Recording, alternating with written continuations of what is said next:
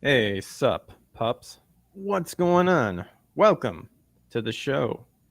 We have made it once again to Friday, and I figured it'd be pretty fun to just once again chill. And Joe Ball, creator of Death, Death, Death, has once again graciously accompanied me to pretty much just chill, see what's going on in life and the insanity of entertainment and stuff. And I've seen some good stuff. So we'll just hang out, and see what all the kerfuffle's about, and probably laugh at it because it's always never good in the sense of like advancing to like good work.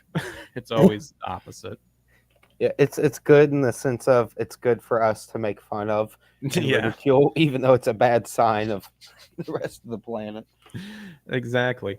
But first, actually, I want to pull up Death, Death, Death because you have reached a goal that you've been wanting to have happen, and it recently has just happened, and that is that you have reached 1,000 backers. That I have. I think I've even went a few over. I don't remember how many. I want to say like 1,002 or three, Let's something in that see realm. what we got. Yeah, you're 1,002. Nice. Yeah, yeah A dude. thousand two, and actually super close to cracking 76K up to 77. Sweet. Well, that's how this goes. If you beat one thing or you get over one hump, a new Mhm. one presents itself almost instantly because you're really close to that too. So I was like, oh man, I just begged everyone to get me over 1,000. But now I'm so close to 77K. Now I got to beg them to get me over 77K. But it's Hey, just how it is. Yeah. yeah. Hey, Nico, what's up? Nico What's up, says Nico? first, even though he posted it like a half an hour ago. But Nico, I'm that's glad cheating. people get a sense of achievement. Well, and it shows you they're showing up early. They're getting excited, and True. they need their fill of stupidity. Joe Ball's going to throw a fit about something, and then at the end he's going to be like, "Yeah, it's all right though. It's whatever." It's whatever. It's Yeah, my favorite. yeah. My favorite. But once again, we have reached Friday, and we'll probably just be chilling here and just looking at whatever we find interesting. If something comes to mind, we'll look it up and see what new stuff. I've seen a couple stuff. Obviously, everyone is having a huge meltdown with Twitter. Um, Elon just going ham on that ban hammer, I guess, with journalists left and right, which I think is hilarious. And ultimately, in the end, it really it comes down to the fact that what's happening is that they're getting their just desserts is what it is, because what they're complaining Elon's doing they did forever. Yeah, And years and years. yeah, years and years and years. And you know, as one that does his best to follow the word of God and stuff like that, it's a sense. I at this point, I mean, it's different because I'm not the one that's actually doing it, or like you and me aren't actually doing it. But at this point, it's like the hypocrisy that one could take away from it possibly. I just laugh at it because it doesn't make any sense.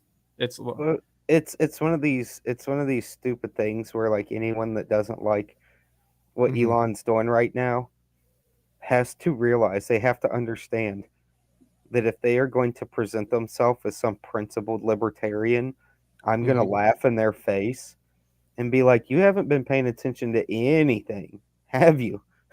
Like the last like 6 7 years, like are you that out of touch that you're going to be like, I'm going to be principled with the pedophiles? Like that's essentially what these people are doing. It's so sad and it's so pathetic. I hope he kicks every journalist off. I don't care who it is. I don't even care if it's somebody I like. Kick all of them off. Let all of them bitch and cry. Let all of them go to hell because I don't give a Mhm. shit about a single any of them. They are useless. They've not done one thing that has caused any change with their line of work, no matter what kind of journalists they are. O'Keefe's probably the closest, and all he gives you is like a fucking 3 second blip. You're supposed to do something with that. it's, it's like he's more effective than any of you, and he says the least. This is crazy. Yeah, absolutely. And I just I'm just now seeing you retweeted something from Jason Kent 7 hours ago, and I'm just now seeing it and I'm giggling at it. Oh, Jason Cunt. Yeah, I'm Yeah, familiar with yeah, him. that specifically made me giggle. Yeah, I just met him today. Turns out his name, not a joke. He really is a cunt.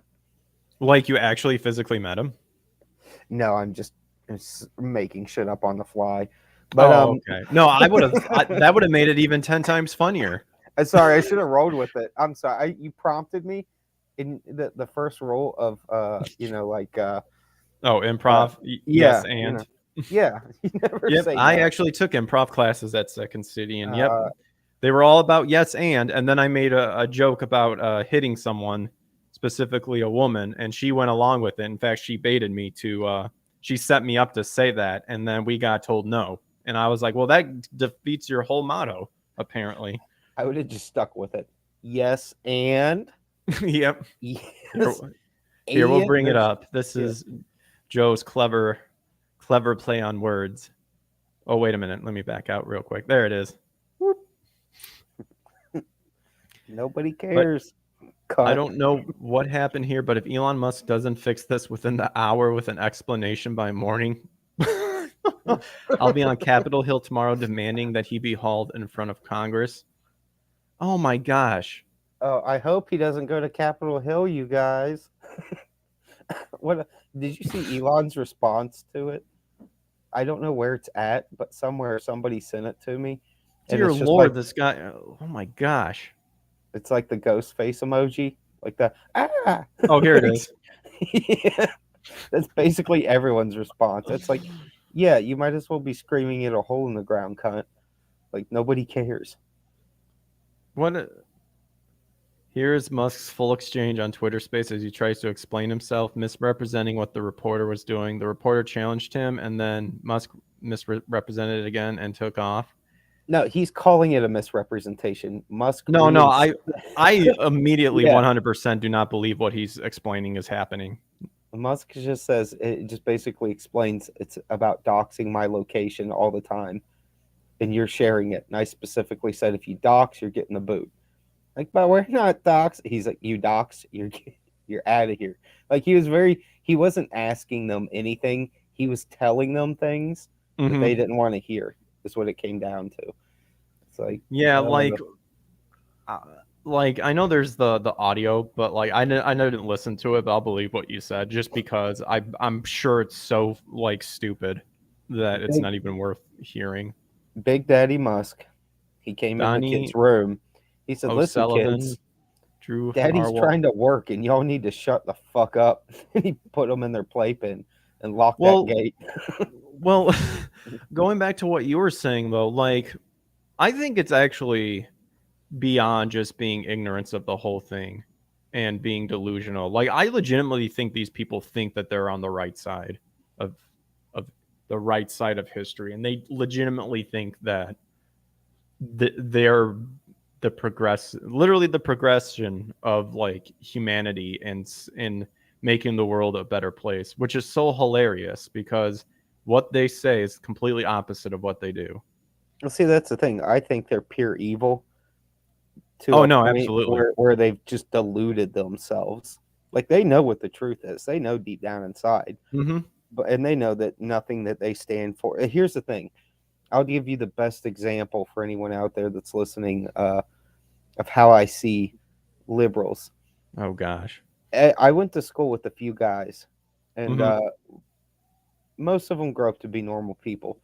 There were two specifically, one that could not stop being a metalhead, and one that couldn't stop being punk rock.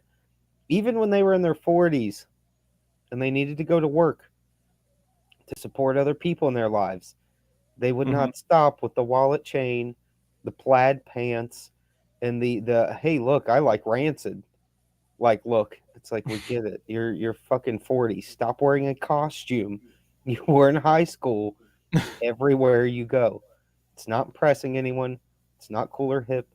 You're not making a statement by looking exactly like the the, the band you're into. It's pathetic, actually, at this point in your life. It was okay in high school. That's the appropriate place to express yourself through your clothing.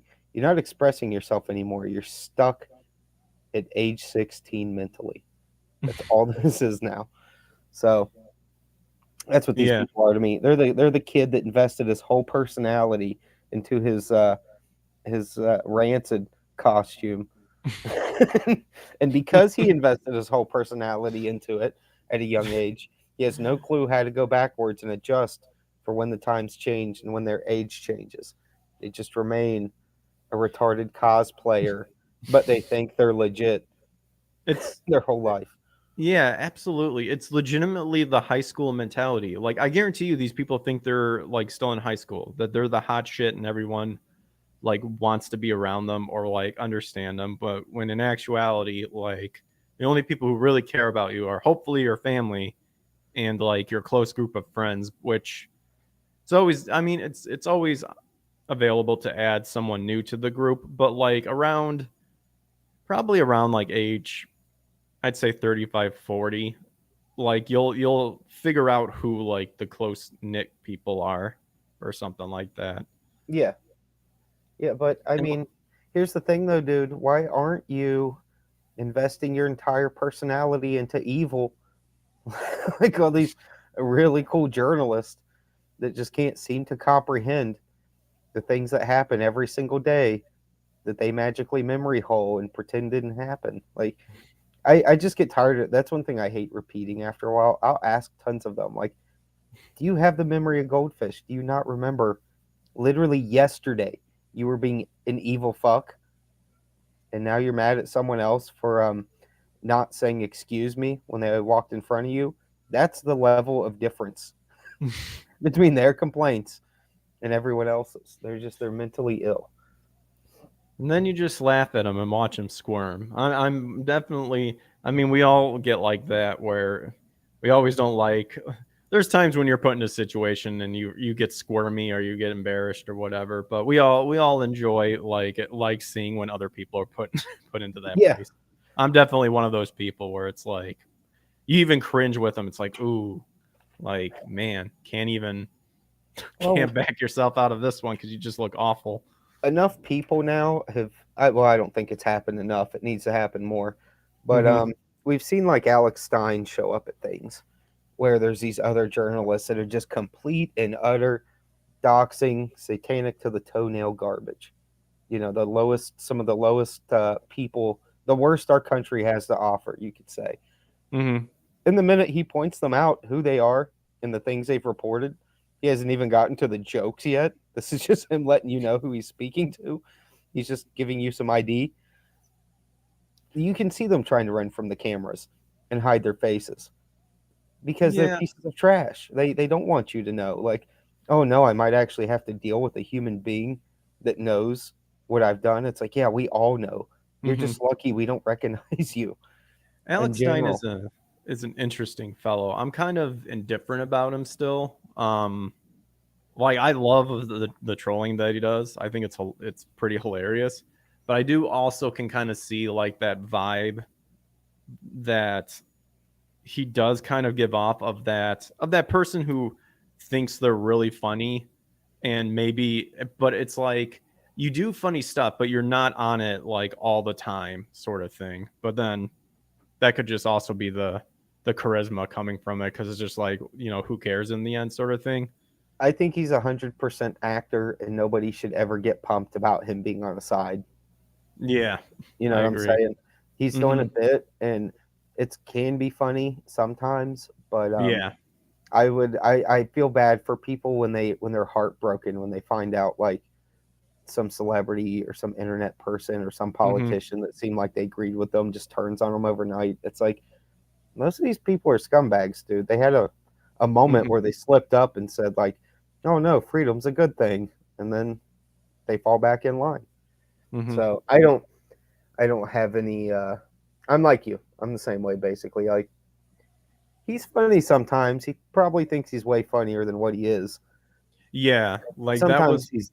he's even too much for me. Like there's been a few where I'm just like, dude, stop hassling that person. That's Oh literally no, like a yeah. bottom floor employee. But you know, No, yeah, like that was one of the many things that you see when, you'll get the people who bombard the comments where like you're not funny and stuff like that. And that was like one of the people where I'm like, yeah, like definitely that vibe does give off at times where it's like, okay, like honestly, I'm not finding it funny anymore, sort of thing. Like it's again, it's that one thing where you see you always get a giggle whenever you see someone squirming, especially when when it's like the truth being called out on them and stuff like that. So, he does got balls though. I'll give him that. He's mhm, there are like the funniest thing I think I've seen from Stein yet is when he was walking by the tranny drag show in like Texas or somewhere. And mhm. one of the other like counter protesters to him that were there to block the doors, like tried to get in his face, and Alex like barely pushed this like Mm. this twig liberal, Yeah, I and the saw that dude one. just like went stiff Oh, and dude, that was like it great. just fell right over. It was Oh like, yeah, those Call of Duty wannabe uh they little don't even, little group that shows up with their yeah, semi-automatic rifles thinking they're hot shit. So no, funny. not even enough strength to keep their own bodies upright sober. It's like you guys are so weak, you're so frail, you've had so much soy, Mhm. your wrists are so limp that all Yeah. it takes is a little push from a tiny little Jewish man and you Yeah. fall right over. It's like getting beat up by Ben Shapiro. You know what I mean? It's not. Mhm. It's kind of sad. It's like it was Mhm. funny, but man, it says more about the little protester than it does him. Well, it's definitely like I always you're obviously the opposition or what have you, like will have, because we've seen the stuff where like say a state or something like that passes a law that bans semi-automatic rifles or something like that, and people protest, and people who the owners do it come out and protest and stuff like that. Yeah, And it's like they've been gun owners forever. I always giggle when, and of course you're going to have the opposition having the same type of people who know firearms or and whatnot, but dang well like they're probably not even close to really like appreciating the firearm and like practicing and stuff like that. Like I guarantee you a lot of them are just like, well, I just got it, to show that I can fight and stuff like that. And it's like how yeah. like I guarantee a lot of them are probably like, I played Call of Duty, I know how to handle stuff. And it's It's like like it really probably doesn't not. work that way, guys. Like you pull Yeah. that trigger the first time, and you're gonna be like, "Whoa, holy shit!" It's like, yeah, you got to lean into it, my dude. You're gonna get knocked over by your own weapon. Yeah, like I just see them and I'm just like, man, if I could just be the fly on the wall to like be at the targeting range if they legitimately go there, or if it's all just for show. Man, that'd be the greatest. But I You keep know, wanting to take a sip of this whiskey, and so I'm going to actually do a toast. Obviously, if he would have been available, I would have invited him on too. But today is Nick Rekieta's birthday, and just wanted to give a quick toast to you, Nick. Hope you have a good one with your family. Thanks for all that you do. Stay strong. I know you were put into a lot of situations to where you probably didn't want to be the mouthpiece for a lot of people, but it just ended up being that way. But I'm glad that it's with someone who can stand tall, know what they're talking about, not sacrifice their beliefs for anything. So cheers to you, Nick. Hope you have a good birthday today with the family. happy birthday, Nick Rekieta. Mm-hmm.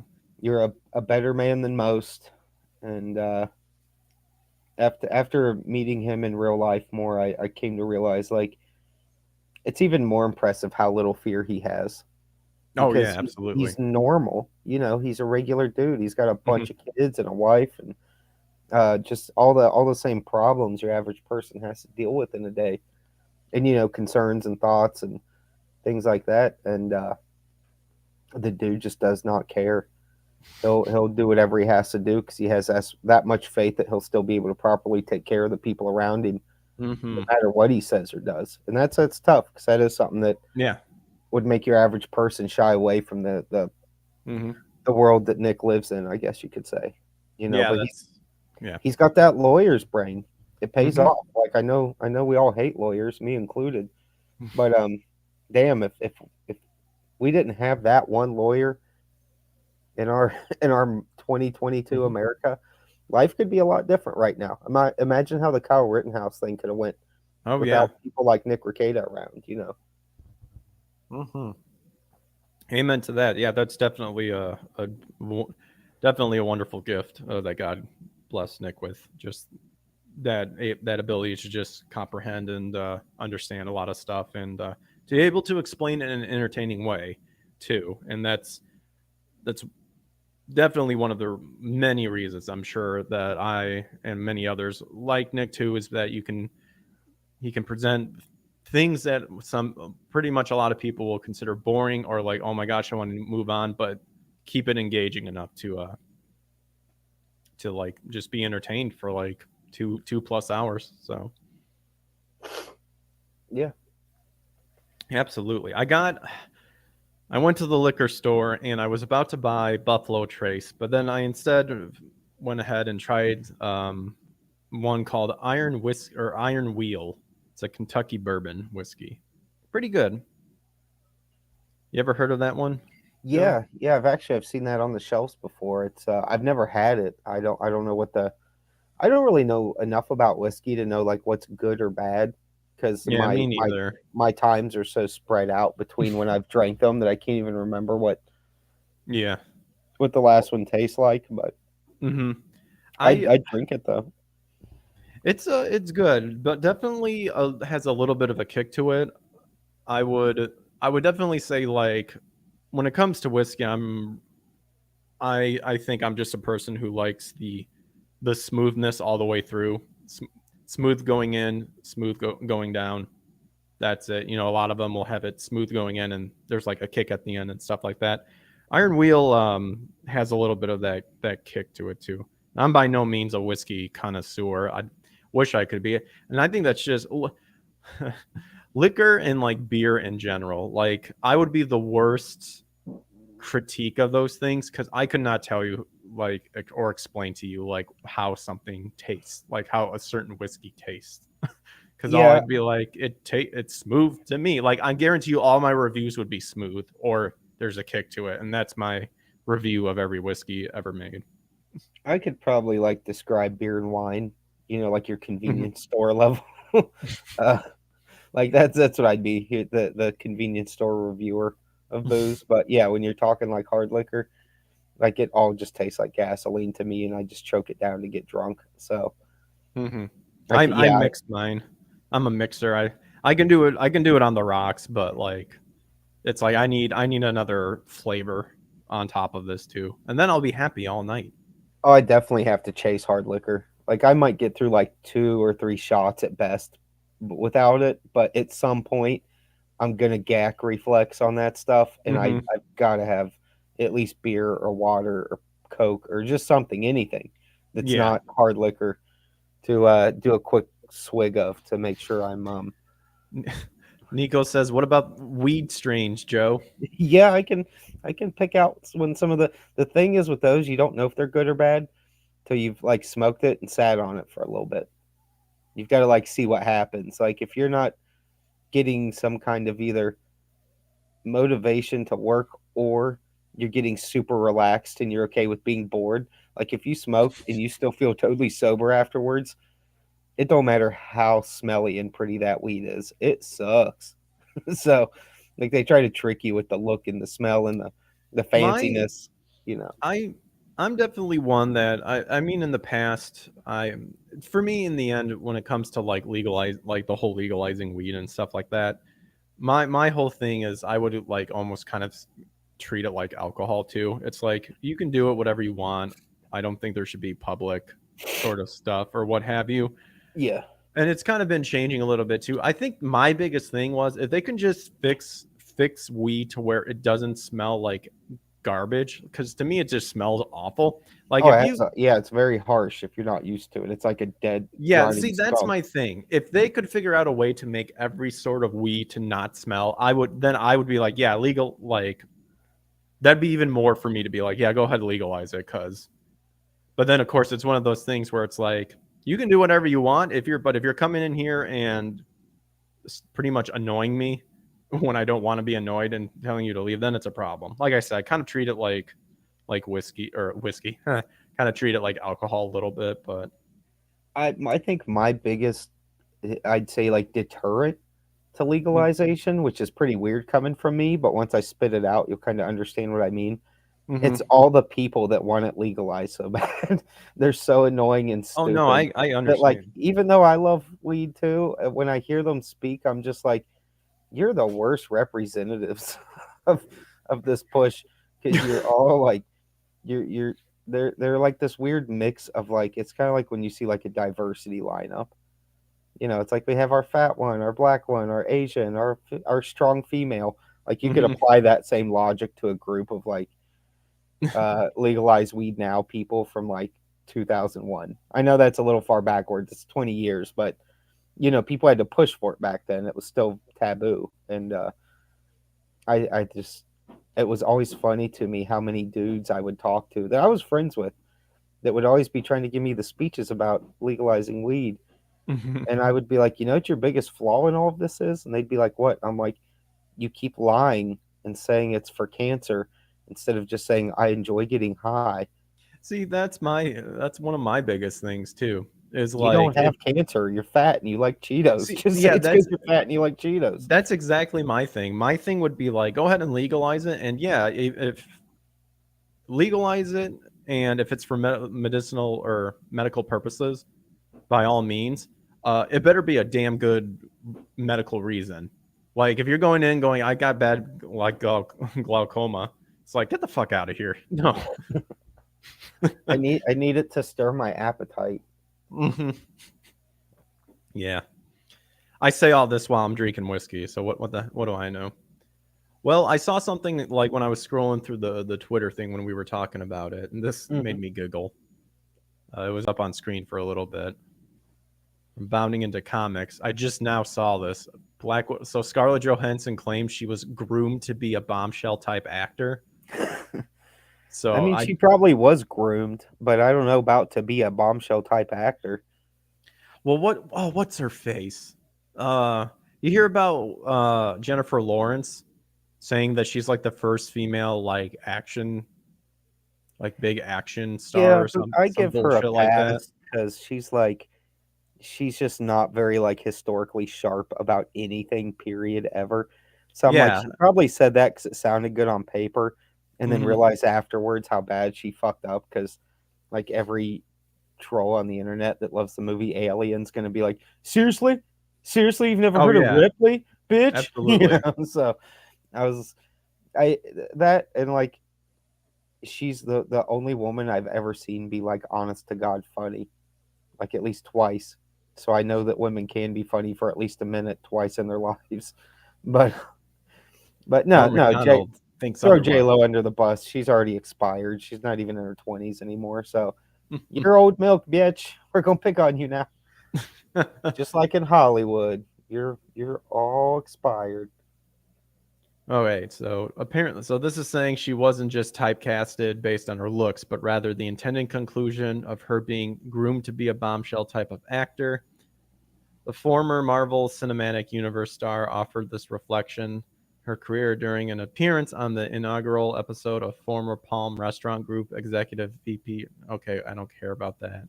How do you groom adults, Yeah, that's Greg? what I'm How do getting. you how do you groom people into signing contracts so when I they're in want to their be groomed 30s? by a millionaire. Yeah. Come, I'll What be a your bombshell. I'll start eating Cheetos right now. We'll get this cup size up in a heartbeat. Fozzie asked how she was able to put aside the bombshellness for certain roles, to which she recalled that she only learned how to after years of being overtly sexualized. At one point, I did a movie with the Coen brothers called The Man Who Wasn't There, and around the same time, I did Ghost World with Terry Zegwoff. And by then, I had kind of become a sort of ingenue sort of actor experience, or explained Johansson, referring to the French blanket term for young and typical innocent female characters. I'm gonna say this right now. That's just part of acting. Yeah, Like you are that's going the to role you like, fit because you were a young lady. Like, yeah. This whole idea of I was groomed to be like this and sort of stuff. I hate to say it, but like there's very, or regardless of an actor who can be very versatile and do like comedies, drama, and that sort of stuff, every actor is going to get typecasted in some way, shape, or form. That's just going to happen. yeah, Like, because you're going to be stronger in a specific role that's based on these specific type of people than you are on another one. So to me, like this whole like being groomed to be a sexy female character stuff, like it's getting tiring, because if you're going into acting and you think your looks are not being considered, like well, got a news flash for you. and the true irony of all this is once again she's a liberal with the memory of a goldfish. I watched Scarlett Johansson's rise to fame from her first little blip on the radar. And Mm-hmm. all the talk was, look at this young starlet that is so good at acting that she is locking down these roles that you would never get unless you were already a name. Whether it was English television, whether it was American film. I mean, she was getting thrown in movies with Bill Murray when she was 18 that are like, your dry comedies and stuff that he does with oh, I forget their names. Lost in Uh, Translation. You Yeah, talk about Lost that in one? Translation. The same team that made like Life Aquatic, Lost in Translation, all that stuff. Yeah, and she was, you know what? Her looks was not, her bombshellness was not even on the radar for perverted Hollywood. Even Hollywood Entertainment News was like, this chick's just really good at her job. You got to check her out. She's starting to pop up all over the place. She's young, but she seems like really mature for it. Like, it was all the type of compliments a young person wants from other adults.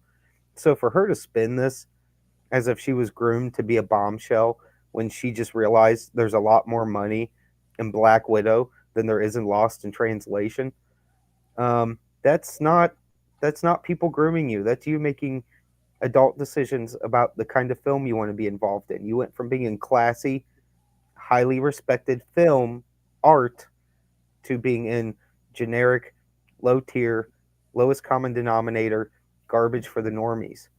Mm-hmm. Now, I'm not saying there's anything wrong with Marvel movies. Sometimes people just want to sit back and relax and not have to think. I don't blame them for that. I watch tons of terrible movies just for that reason. But Yeah, that's the when point. I'm watching Hallmark Channel on loop throughout Christmas, I don't I don't care what any of those broads that are acting in those shows think about their contracts. They're adults. They signed it. They decided to be there on set in Just Toronto to film this movie. you're just waiting for that boob scene to show up. You're just better Oh be man, better be dude, coming soon. Nico I says can't. to be Go serious ahead. for a second, it's insulting to real victims, makes your blood boil when you actually hear about the real grooming stories like the Maxwell trial and testimonies. Oh no, absolutely. Yep, yep. No, yeah, absolutely.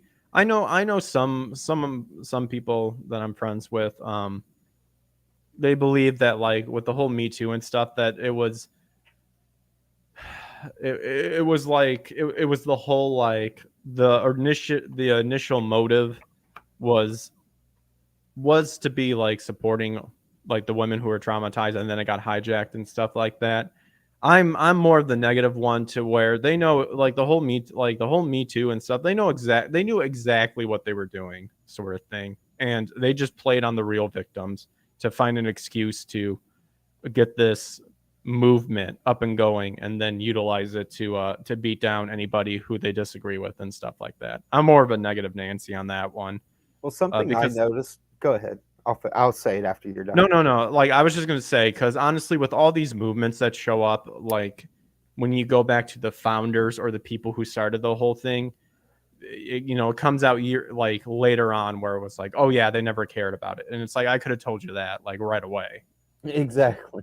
It's like, do you realize who we're talking about? Now, I'll tell you, I was I remember the year that Me Too started to kick up, Mm-hmm. and I found it interesting immediately that there was a lot of talk about the pedophilia in Hollywood.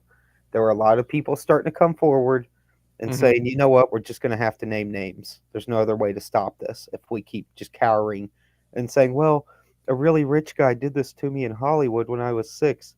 It's like, yeah, and they're still doing it. So you've got to say something beyond that. But I understand the fear of it because, there's a lot of powerful people in Hollywood. And the minute that started gaining like mainstream traction, and you saw normies being like, "What the fuck is going on out in Hollywood?" Almost to the day, Alyssa Milano's husband, that runs a talent agency and a PR firm in LA, thought up this thing called Me Too, and all this. And later we find out that that was in fact they were getting too much bad PR because of the pedophilia stuff, so they called in all the talent agencies and the firms to start, here's stuff we need you to push into the news cycle, and that's what her and her husband thought up, and it was absolutely insane because I watched it play out over the course of like a few months, Oh, the and minute was you just said like, yeah, the minute you said Alyssa Milano, I immediately started giggling because that's it's freak. how non shocker is that? It's like, oh, this is all adding up now and making sense. The child star that's probably been molested by See, dirty old men her whole life is now going to usurp and make sure the other child stars didn't get a chance to expose these guys because her bread and butter still comes from those people. Nico says, "Oh yeah, I remember that, Joe. Wasn't one of the LODR speaking out as well? LODR? What Oh, is I know that? what that is. It's driving me nuts. I'm trying to Lord remember. of Da Rings. Just uh, replace the with da. No, like I get really depending on my mood, but I get really extreme on that stuff where it's like, well, yeah, like when you hear these people go, like, oh yeah, this person did this to me, but I was worried about my career and stuff. It's like, well, you apparently you weren't that worried because you chose your career and your you chose your career over you feeling secure in your body and stuff like that and not being taken advantage of, sort of thing. Because in the end, it's like you could have said no and then risk never having a career, or you said yes and then you'll deal with it later, sort of thing. And for me, it's like, man, you're wanting it to be this extreme, then I'll be just as extreme back and draw the line here. You cared more about your career than your body, so why yep, should I feel sorry for you, sort of thing. 100%. Here's the thing too. It shows you these gals know they don't have anything to offer. Like this Mm-hmm. is your only bargaining chip. This is all you've got, and you're supposed to protect it, and you don't care. You'll let any old disgusting weirdo just fucking ream you out so That's that you can go play Hollywood star. And I know a lot of people would do it. Don't get me wrong. I'm sure there's people I love and like mm-hmm. that would be tantalized by it.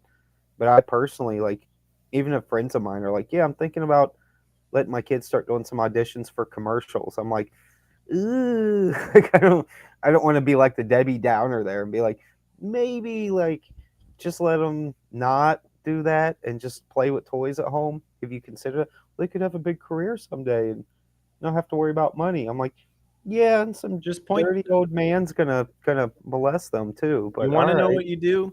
You tell him, look at Dustin Hoffman's career. His career didn't take off till he was like way older. and that's It's, most people, even in the comic book field I'm in. Like most of my favorite artists mm-hmm. did not did not get like immediate success.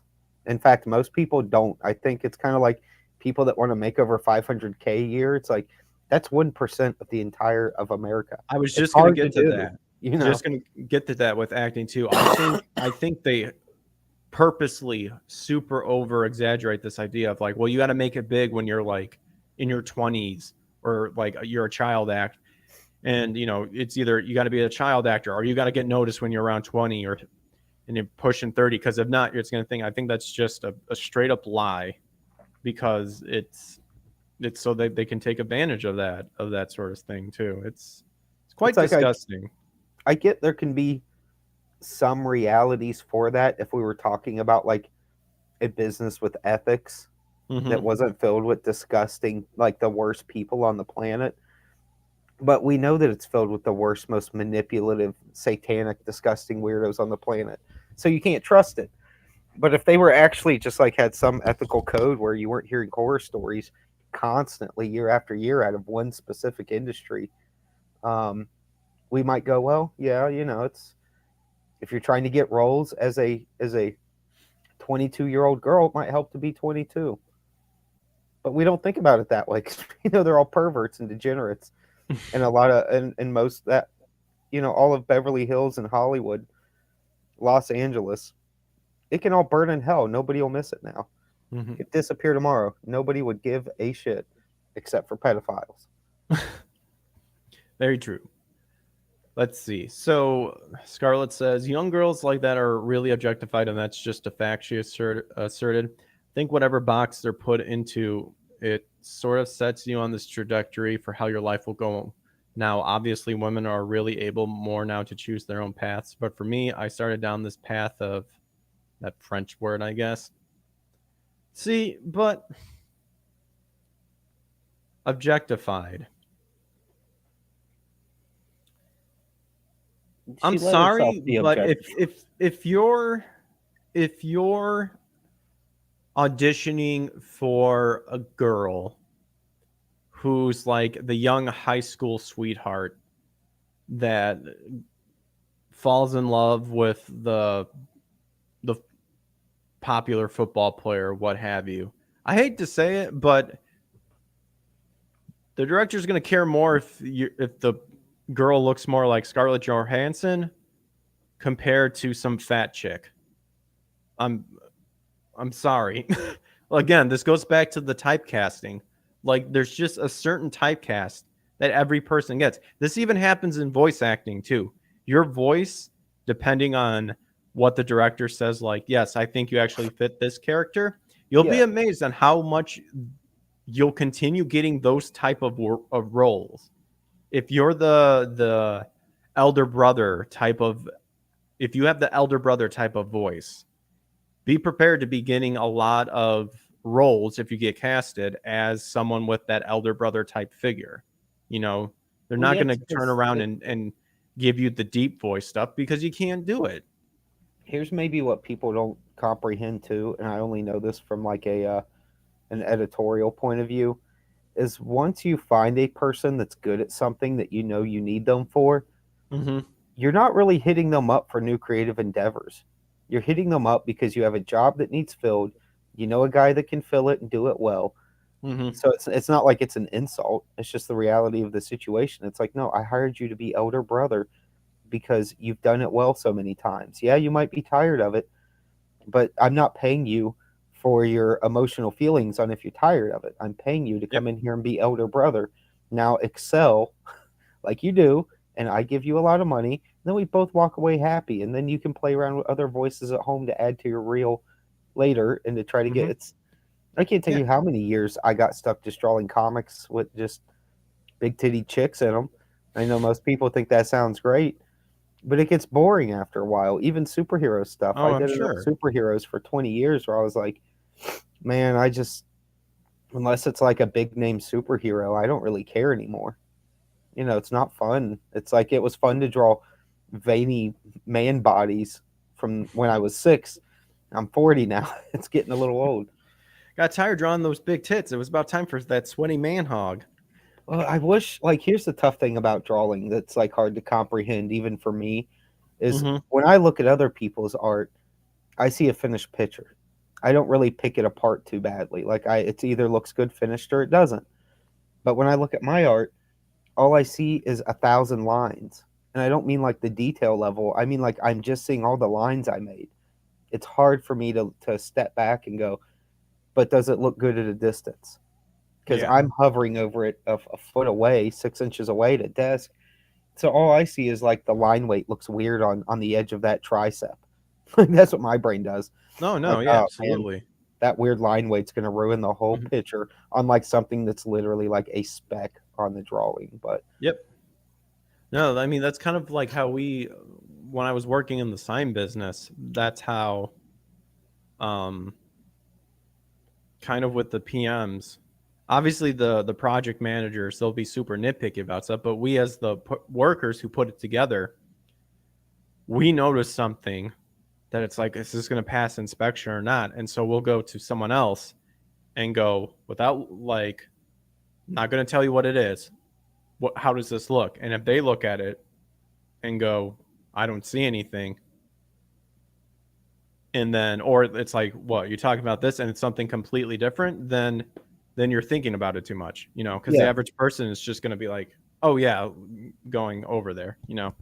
The thing we may have spent hours or days or months of our life on, your average person spending about 30 seconds. And that's Yep. like those aren't me just making up numbers. Like that's legitimate data. Like comic books, any kind of print material. They're flipping those pages, maybe browsing anywhere from 12 seconds to 30 if they're actually reading the words on the page as well. So it's tough. You're trying to impress Yep. people or do good work based off them giving it all of 30 seconds of look time, at best. It's At not best. even like it can be way worse usually. That's if you're really good. Let's see. So this article says, and then I did Lost in Translation and Girl with the Pearl Earring. And by that point, I was 18, 19, and I was coming into my own womanhood Yeah. and learning with my own desirability and sexuality. The I Black learned about Widow actress. tampons. I learned about periods. I learned that's coming into Wait, my womanhood. was she really 18 years old? 18, 19 when she did Lost in Translation? Dang. Yeah. Yeah. Wow. I'm bad with dates in general, so whatever. But It's all man, right. I'm always one of those people that I'm badly one of those people where it's like, oh, you heard about this? Well, it's like I'll bring this up and it's like, man, that happened a long time ago. I'm like, really? It just feels like just yesterday. I'm one of those unfortunate souls. Well, dude, anything that happened between like 2002 and 2012 still does kind of feel like yesterday. I Mm-hmm. think that's an age thing though, because like I remember when the 80s were only 6, 7 years removed, 96, 97, and the Mm-hmm. 80s felt like an eternity ago. But I was also young and the years lasted long. The days Oh were long. yeah, Like, you're just in a you different gotta you mindset gotta when you're young. you gotta love that young mentality where it just Mhm. seemed like forever, and then you get older and you realize on how quickly it goes by. Ugh.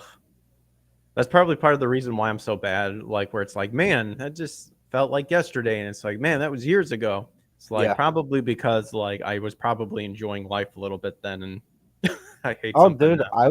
I watch like I'll get on a kick with like 2000s pop music sometimes, and Nice. I'll see like a Lady Gaga video, and I'm Hmm. like, dang, that song is already 10 years old.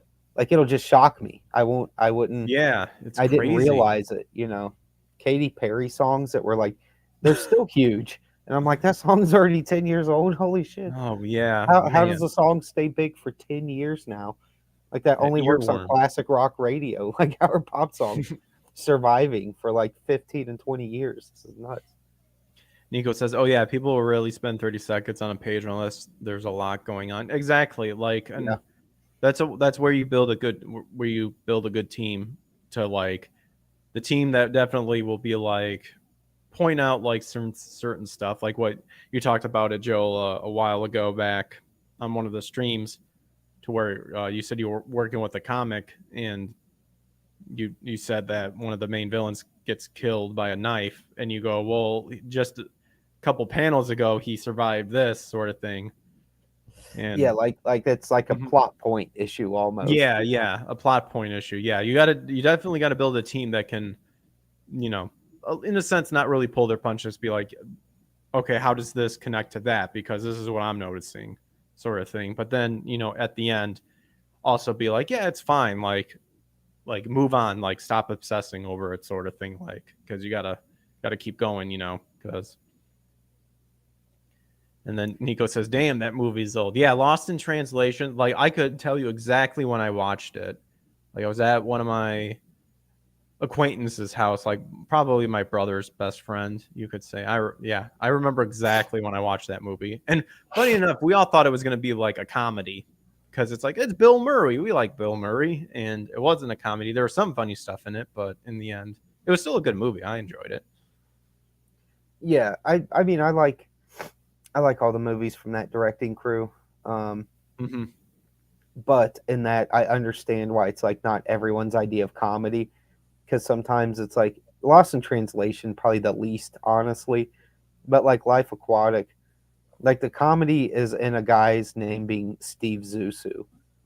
The comedy is like the comedy is in Ben Stiller showing up with his kids in matching tracksuits. Like it's on the nose, but it's subtle at the same time because it's not like laugh track style comedy. Mm-hmm. Like here's a setup, punchline, and joke.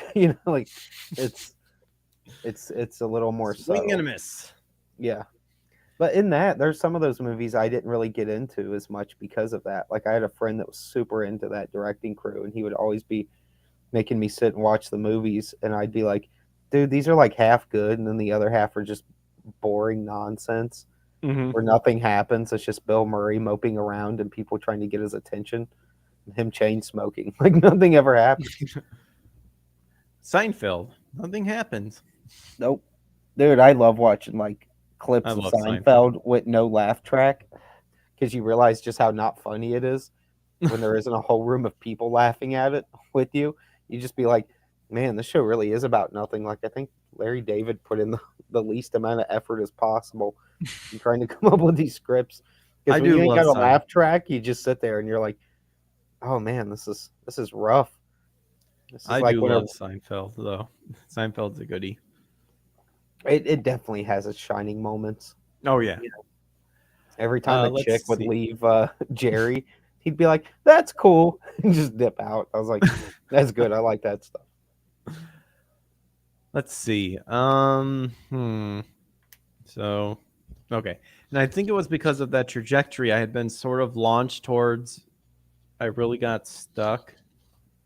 Oh, wait. And I think it was because of that trajectory, comma, I had been sort of launched towards I really got stuck. And because of my management, my agency, and all that stuff, I was kind of being groomed in a way to be this, what you call this bombshell type of actor.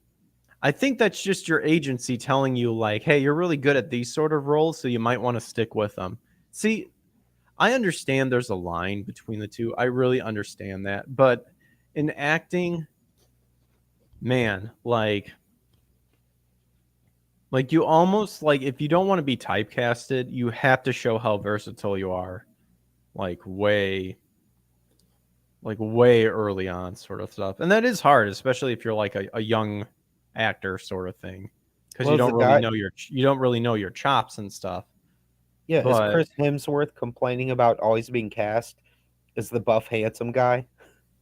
Is Hugh Jackman, despite being a flaming homo, ever upset that he's always cast as Wolverine? It's basically the only job he has because nobody watches like stage theater in most of the country. It's it.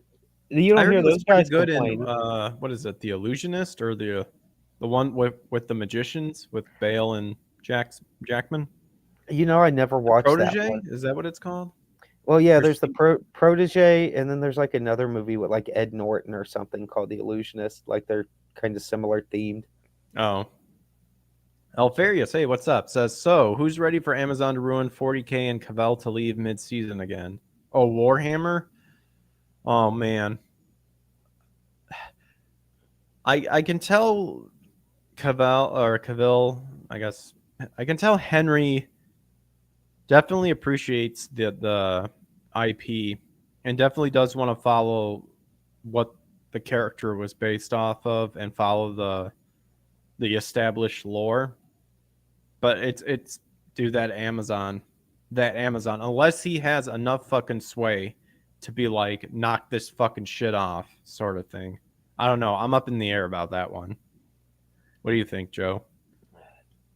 I like, okay, I like Henry, and I Mm-hmm. think in terms of like looks and acting wise, like he was literally about the most perfect human being you could get to play Superman.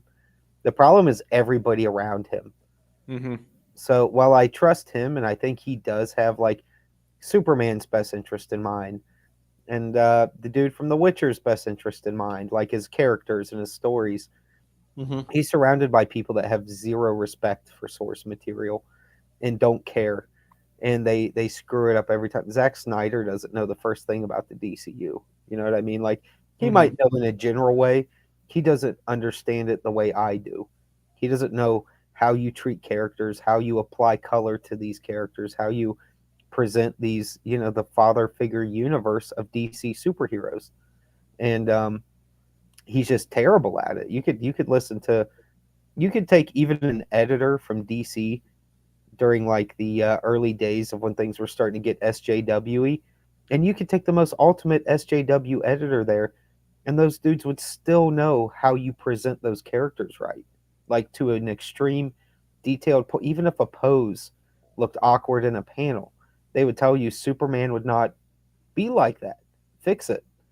You know what I mean? So Mm-hmm. there's a lot of stuff where I'm like, these SJWs, for one, they know better. And for two, there's a whole herd of them that have their whole life invested in this stuff and they still respect it. They're just scared to respect it because they don't want all their peers to send them underground. So um, I appreciate where Henry's coming from. I think he probably does want to make Warhammer as great as what we've seen from Warhammer thus far, and we know about it. But I'll be frank, I think he's going to let people ruin it. I don't think he has the power to Mm. keep things in check. If he was going to do this, he needs to go into it as the dude with the control and stop being like, "Yeah, I'm getting a team and this and that." Get a team together, sure, but the people you're talking about are going to be the ones leading the charge on it. We need Mm-hmm. you to lead the charge on it and you to make those final decisions because you're probably, Henry, going to be the only person remotely knowledgeable on that entire set Warhammer 40K. And you know what? Some of it's going to come off a little fascisty. Some of it's going to come off a little weird because it's a weird sci-fi story of, I don't want to say hierarchy, but it's like a mishmash of religious and alien groups fighting for all different reasons. It's a military story in a lot of ways as well. It's a world where there's almost like no real shining light. Nothing's good. Like yeah, there are bright colored things, but everyone's kind of a piece of shit in Warhammer. So Mm-hmm. um, if you can't handle uncomfortable themes in a film, Henry, and the people around you can't handle it, maybe just stay as far away from Warhammer 40K as humanly possible. And I don't know, advocate for the game itself to be kept intact and for the people running it now to not completely run it into the ground. We saw what Hasbro did to D&D and Magic the Gathering. Oh gosh. Those went from top tier RPG products to punchlines, jokes. Nobody takes it seriously now. Fucking Wizards of the Coast, man. Yeah, and even Hasbro's starting to learn their lesson. They don't want to say it because they still have a bunch of SJWs working there, but they're slowly cleaning house. Like Mm-hmm. everyone they've given their licenses to for like their toy products, whether it's like Transformers or My Little Pony, when they gave it to a lot of these different publishing places or studios, um, people treated it for what it was, which was fine. That's what you want as a toy company. It's appropriate for most ages, but it's still written well and presented to where an adult can like it too, kind of like a Pixar film. And they've single handedly let SJWs at these comic book companies and these other outlets just turn their products into showing no respect for it whatsoever. I mean, they've got Transformers being in gay marriages with each other. It's so stupid. It's so far from what any Transformer fan cares about or wants. And they watch the sales. They've watched these same companies stock dive down to under $1 a share. It's like you're handing out licenses for your what are they? Your legacy products, your products that have made you global for the last 40 years to the most inept, retarded, uh, um, not creative in any shape or form people out there. And now you guys are trying to reel it back in because it's a lot harder to get a customer back than, than Yeah. it is to have them in the first place and lose them. So just count their blessings. This isn't Japan where they would all be getting dropped the first 6 weeks of a bad product. So I almost wish that would happen. No, yeah. it needs to because Yeah. over there's so many options for entertainment that if something sucks, it's done. It doesn't get a full year. It's lucky if it lasts 6 months because that's how quick the yen dries up when your product's a piece of shit. Yeah, I've always, man, if I could just get like whatever amount was needed and just create a whole new Hollywood, just be like, okay, like fuck you guys, we'll just start from the ground up, build all these studios. Hell, I would even go as far as making our own rating system. Well, yeah, you do need it because the people that rate things now don't even know what qualifies as a quality product. Yep. How many times have we had to watch these guys complain about actually having to play the video game before they can write about it? And it doesn't have an easy mode. So now, how are they even supposed to play it, Greg? You bigot! How am I supposed to play a game and write about it without an easy? Well, I tell you to fucking gird up your loins and fucking play the damn game. If you No, can't handle it, that's work. BTFO. That's work. You can't ask them to do work. They might not be able to Netflix and chill tonight if they have to work. Nico says Wolverine is straight. Oh, the Hugh Jackman's gay. Wolverine comment. is straight. That's why it's so funny that the most flamboyant dude I've ever seen in my whole life. Isn't he being married Hugh though? Jack- I mean, I know there's I mean, obviously anyone can marry someone for a cover up, but I don't want to sound mean and rude about this. well, then I'll absolutely love what you have to say. It's just Hugh Jackman seems like a saint. I don't want to be like, when you know a guy will never hear the rude thing you said on YouTube. Like I'm so far down the totem pole, he's never going to hear this. His marriage is clearly a sham. She's built like a fucking Mack truck. She always has been. They have some kids. They're rarely ever seen together. I don't buy it. This is a marriage of convenience. He did it to get it over with because that's probably what people expected out of him when he was a younger fellow. If you go watch him at any clips of him doing Broadway shows, he's gayer than Elton John and Elton John's entire mansion filled with femboys and other gay shit crammed into one person. What are you talking about? He's straight as an arrow. Straight as an arrow. Well, that's the thing, though. That's why he's such a good actor. That's why we love him because, like, the dude can be the most over-the-top, flamboyant, clearly a little fruity dude on Broadway, but he can also go do Wolverine and convince you he's the hardest, straightest dude on planet Earth. He's really good at his job. I'm looking at the wife right now. Yeah. And she's always kind of been that way. It's not like they just got older. Man, they've been married since 1996. Yeah, yeah, dude. I a credit to him. The very first picture I see is her on a scooter. Let's just say, for example, he is just a really good actor. Like, I'm just being stupid because it's like, well, if he can play Wolverine that well, why can't he play a flamboyant Broadway person that well? And it's like, yeah, but if you see him off stage, he still does that flamboyant thing a little too good.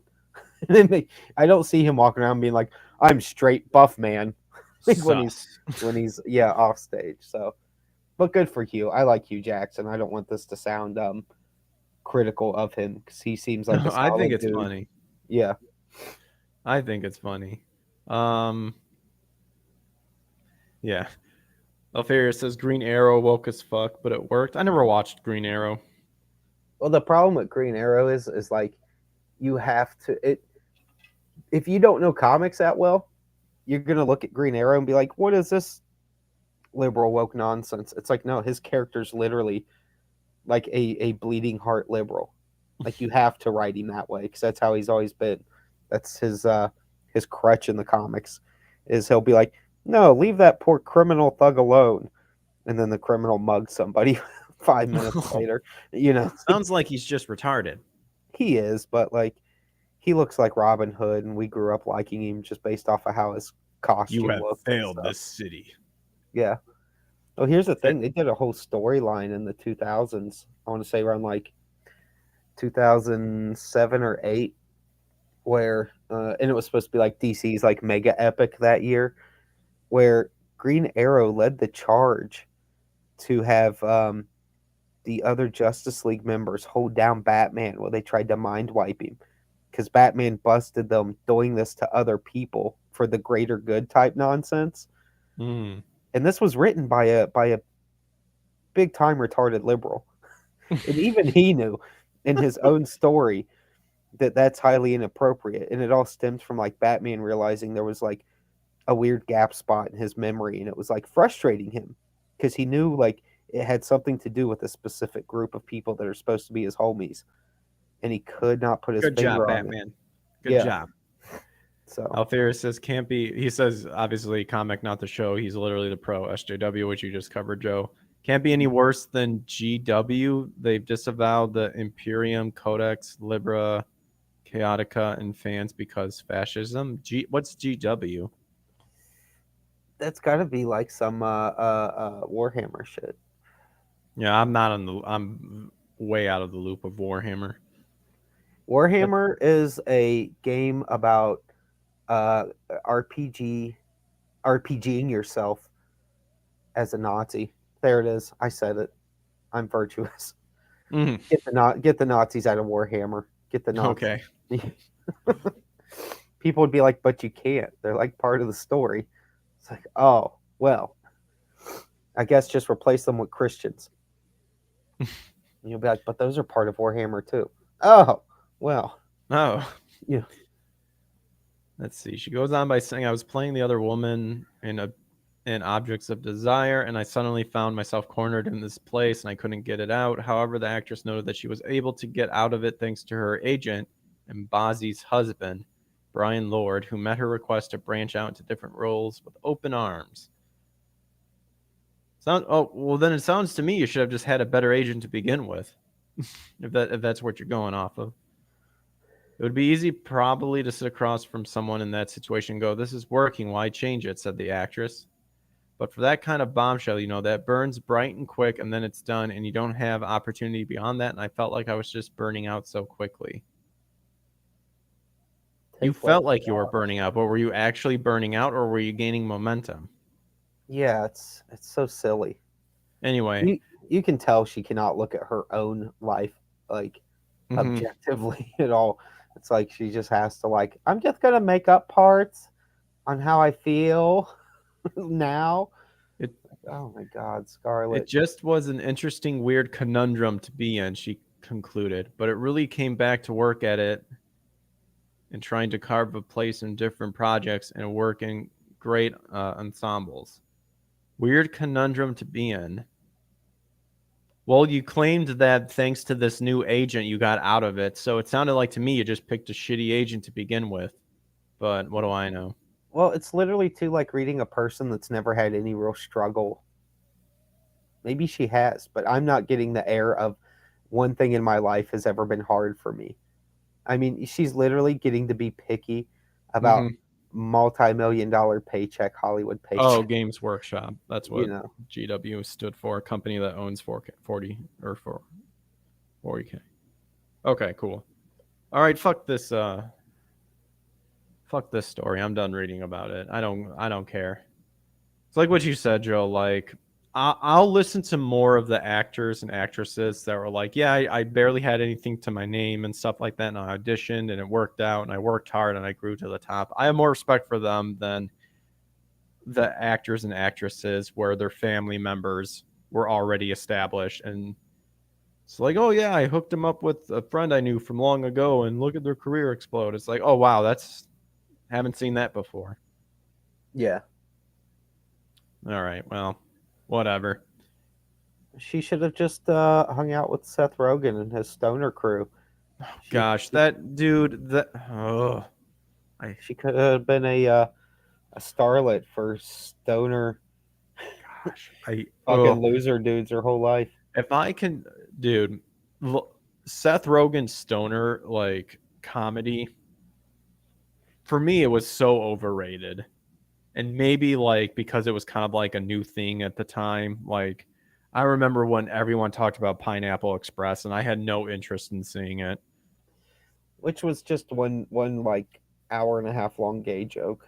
Mhm. That's all the guy ever had. But I don't know, like when I saw Knocked Up uh the first time, I was like, yeah, this is kind of funny. It's got a little bit of real world, a little bit of humor. Like Yeah.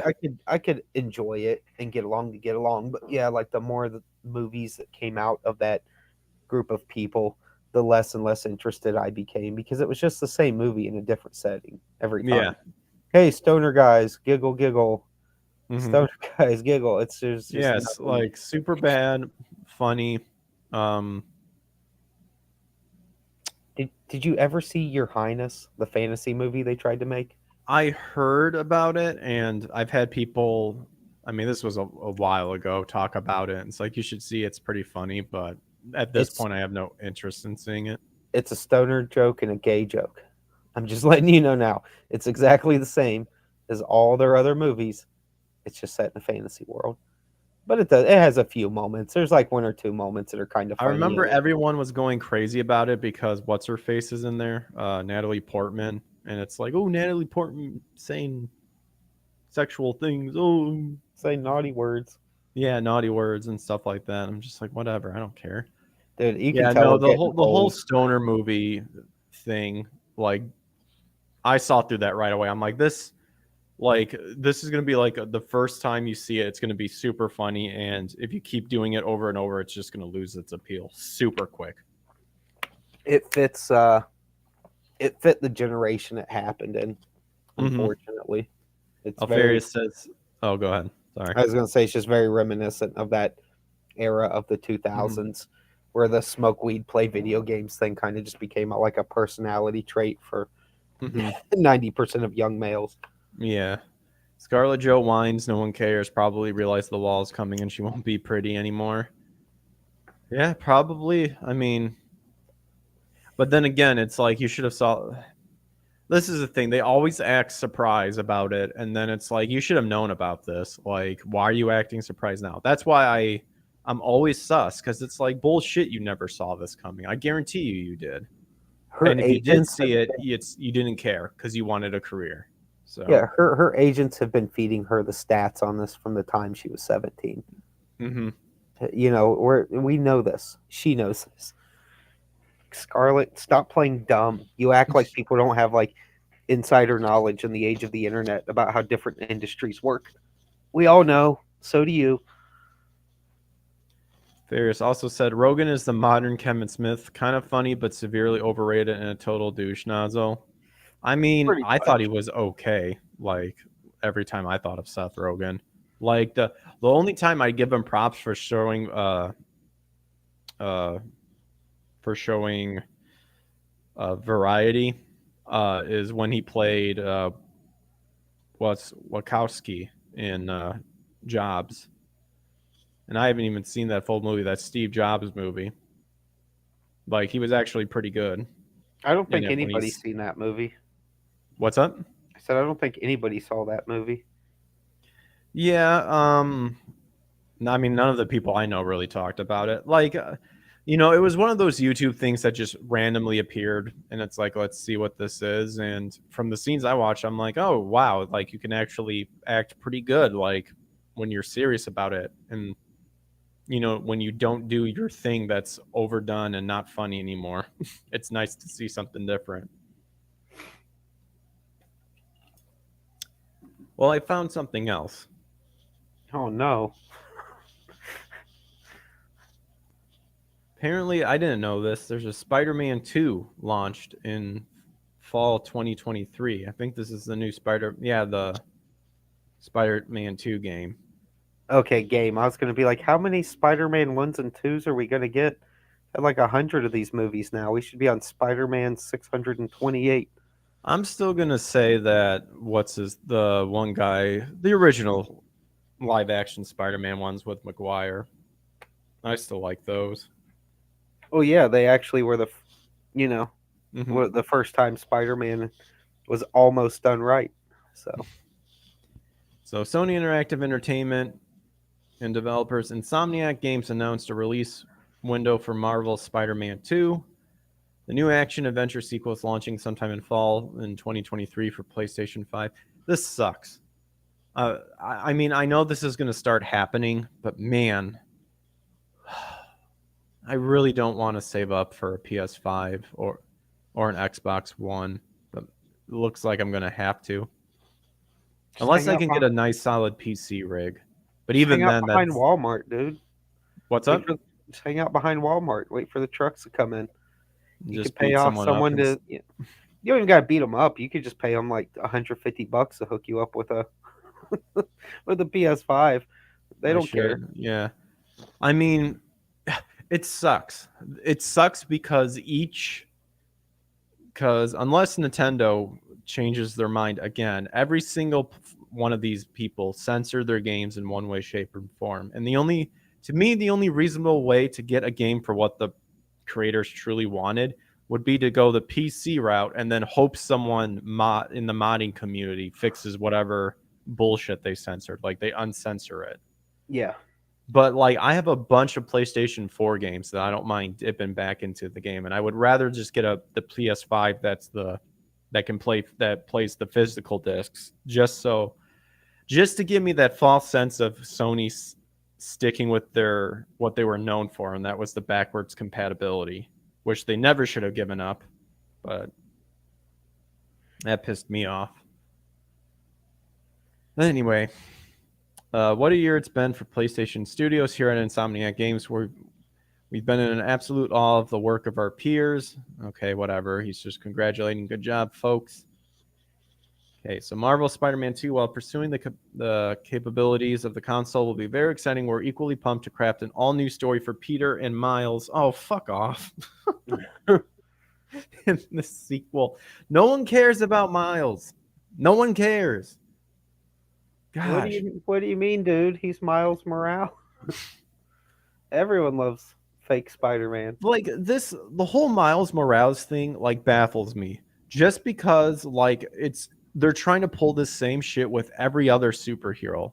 Is they're trying to take away the identity of the superhero and just say, "Oh, well, it's just the mantle." It's like bullshit. Like Peter Parker was the first Spider-Man. Therefore, he will always be Spider-Man. Like it's like Miles Morales, he has Spider-Man powers too, so he's also Spider-Man. It's like no, fuckers, Miles Morales. Well, they don't wanna put effort into good replacements, and that's the problem. They could move forward. They could part. Here's the thing. This is like a two-sided issue that a lot of the studios won't just be honest with people because it would hurt their virtue signaling Mm-hmm. points. Um, these trademarks and these copyrights only last so long, especially on these old legacy characters, because courts have given these legacy characters back to the families that they came from. So, like Mm-hmm. the Schuster brothers that came up with Superman. Eventually, Superman reverted back to his to their um to their families.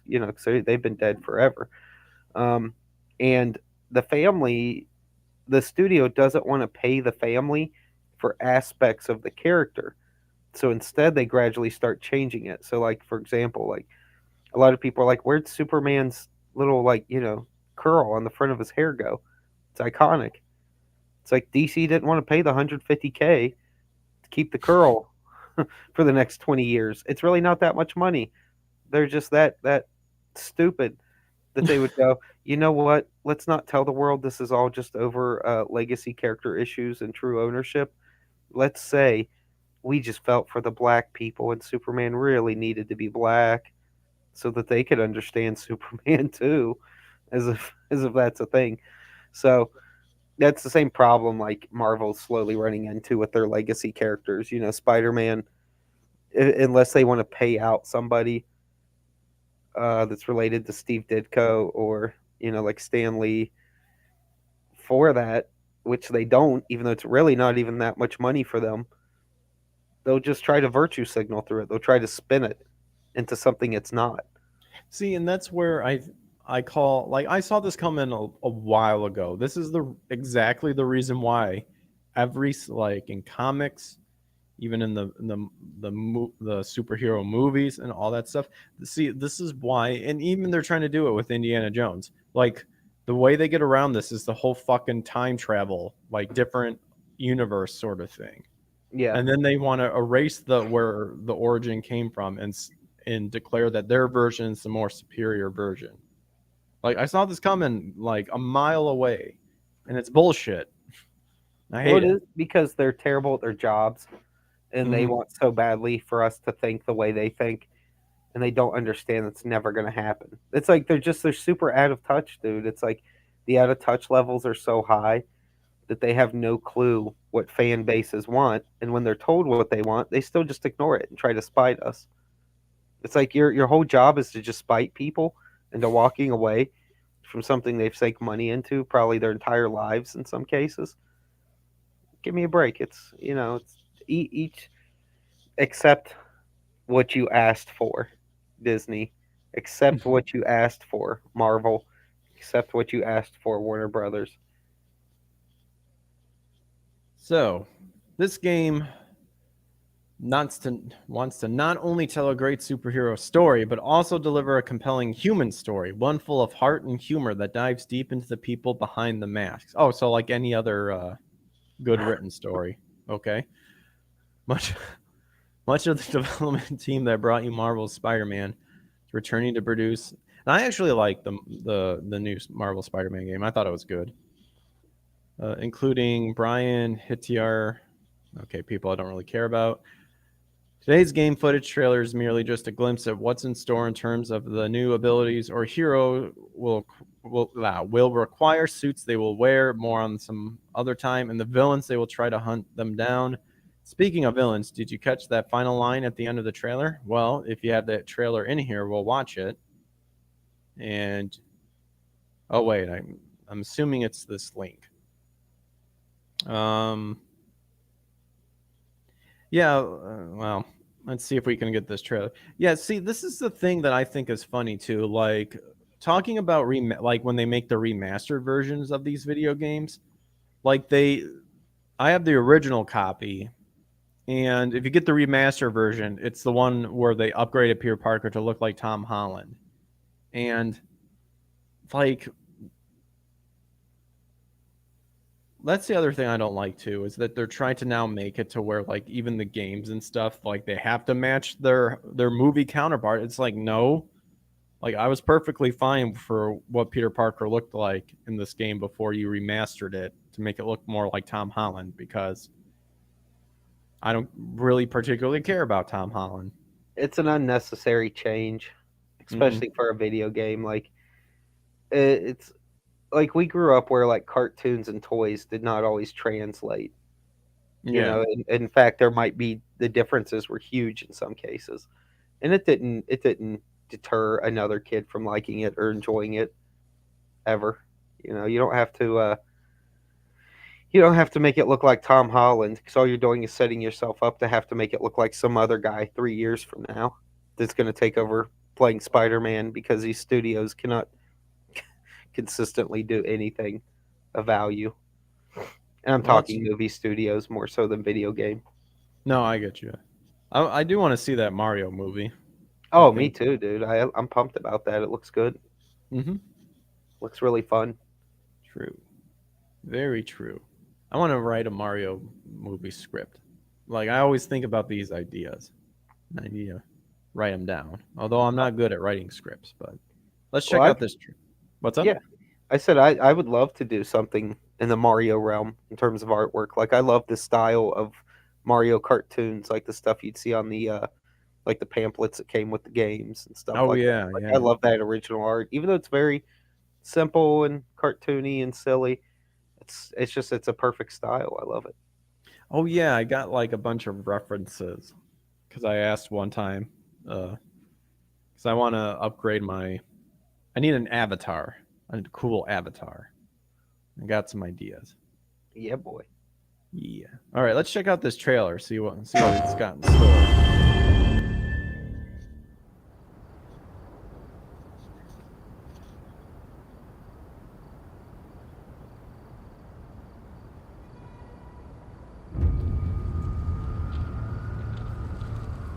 Like how it has to tell you that this footage was captured on PS5. Yeah. Like, okay, I thought it was captured on I can remember, Atari I Lynx. have looked for an equal. One who could push me. All I can say is they better have Venom in this version. One who could surprise me. Still need to see that suit Carnage. One who could even beat me. Yet all I found is disappointment. Will one of you finally give me what I desire?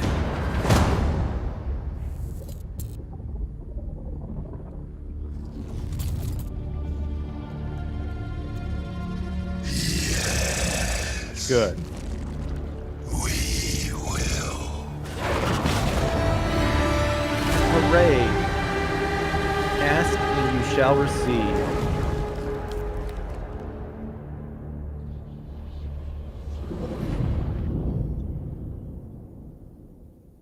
Not bad, kind of. Obviously, I wish there was actual gameplay, but I guess I would assume it would be the same type of gameplay that the first one had. Well, hopefully they don't butcher Venom. Now, is this So- going to be like a multiverse thing, or is there one Spider-Man, as there should be? Well, in the end of the original game, well, kind of in the end, kind of in the middle, sort of thing. They did have Miles in there, and you see Miles get his powers, and then at the end of the game, he talks to Peter about it. Somehow, let's see. I'm trying to remember. Peter meets Miles in the game because Aunt May help run a homeless shelter, or like a shelter that helps people who are down on their luck or something like that. And I think Miles works there. And then that's kind of how they meet. And then when he gets his powers and all that stuff at the end, he talks to Peter and shows him about it. And then Peter shows him that he's Spider-Man too, and then he'll help him learn to train his power. And then Peter looked at the FBI crime statistics and said, "I better keep an eye on my better. I'm just going to be here to help you out, little buddy. Make sure you aren't running into any, Jordan thieves." Here to help help you, you, little little fella. Yeah, what do you mean, Spidey? I'm just saying. Your neighbor has an awful lot of Jordans. So do you, Miles. So do you. Wait, there's a Death Stranding live action movie announced? I don't know if that's good or bad. I guess it depends on who's handling it. Yeah, I'm looking here. I'll pull it up. Enjoy this very surreal picture of what's his name? Norman Reedus. Boom. I still need to beat Death Stranding because I know they just announced for a Death Stranding 2. So a new live action film adaptation is being produced by Kojima Productions and Kojima himself. Okay, with Hammerstone Studios and Barbarian executive producer. Okay, whatever. So people. But the question is, are they actually gonna have Norman Reedus star in the movie? That'd be the most hilarious thing. Like they get Norman to motion cap the character in Death Stranding, and then just get someone completely different for the movie. That'd be hilarious. Norman Reedus is Norman Reedus. Pretty much. Let's see. Oh, it doesn't really have anything. It just says that these people are going to finance it, and they're thrilled and honored to have the opportunity to partner with brilliant, iconic Kojima on his first film adaptation. Unlike the other big budget tentpole video game adaptations, this will be something far more intimate and grounded. Our goal is to redefine what a video game adaptation could be when you have creative and artistic freedom. This film will be an authentic Hideo Kojima production. I really hope that you live up to that expectation. I'm not, because if Yeah, we're not getting our hopes up. This isn't the first time we've heard this nonsense out of people and then got handed a complete turd. like if Japan is if a lot of like Japan studios are in charge of it, I might have hope. Because to me, it's kind of like the same thing with the live action Rurouni Kenshin. It was Warner Japan, so Netflix didn't touch anything, and those movies are actually pretty good. So I'm hoping this will be the same too. Yeah. Let's see. It says Death Stranding's live action movie is being tightly kept secret, but will introduce new elements and characters within the game's universe. All right, so nothing really new over there. The game, I've never played the game. Like, I've played a lot of Metal Gear Solid back in my younger years, but Oh, Metal Gear Solid's so good. yeah, Death Stranding looks really cool though. Like, that's something I actually do want to play at some point. I just don't know if and when I'll ever get time to. You might enjoy it. Be prepared that there is, because the whole concept is you're a transporter, so you have to keep an eye on what items you're transporting, and you're walking over there. Like, you have to walk to your destination. You can build stuff along the way and stuff, but Can you not run because you'll jiggle the baby too hard? you can run. I don't think it affects the baby, but like you have to watch out for the Death Stranding, which are those ghost-like things. Okay. I haven't beaten it, and you can fight them at some point, but it's based out of your own urine and feces. Interesting. Yeah, it's interesting. It's been a while since I never finished it, and I actually did kind of enjoy it too. So it's pretty cool. But yeah, I would just say be prepared for like a lot of traveling and stuff like that, because you have to stack your stuff up because you carry a lot of stuff, and you have to stack it up a certain way to where if you exert too much running and stuff like that, like your stuff can fall off and damage, and then it affects like when you deliver it, like what you get paid and stuff like that. That's good though, because like Mm-hmm. gamers need a dose of reality, and Yeah. they play so much Call of Duty that they think you can actually carry around, 47 guns at a time Yeah. and keep them fully ammoed. So Mm-hmm. like that's a lot of weight. Like, you literally won't be able to move. I think the bad guys, like the human bad guys in Death Stranding, have weapons, but I don't think, unless you get it later on in game, I can't remember if you get a pistol or not, but like you can use stuff to like take them down. Like you can obviously fist fight them and stuff. I think there's like, oh, what do you call it? Kind of like Batman's boomerang sort of thing that you can wrap people up in and like knock them out and stuff. Okay. Baldur's Gate 3. I like the Baldur's Gate series. I would recommend it to people. Baldur's Gate 1 and 2.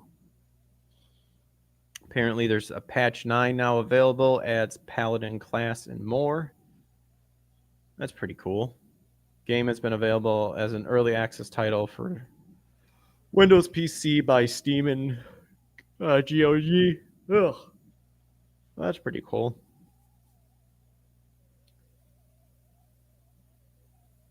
Anything that you've come across that you're just like, oh my gosh, just kill me now?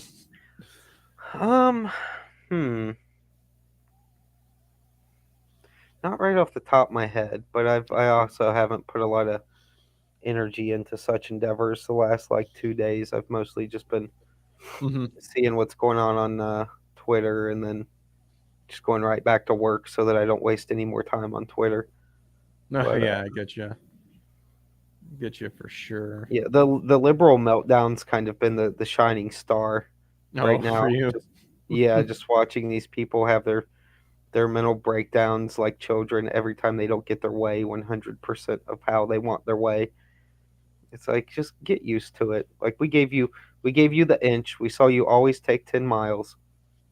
That that time is done. You better just call in your big dogs and call in your feds now and get it over with. So Because is we the don't reason why give a shit.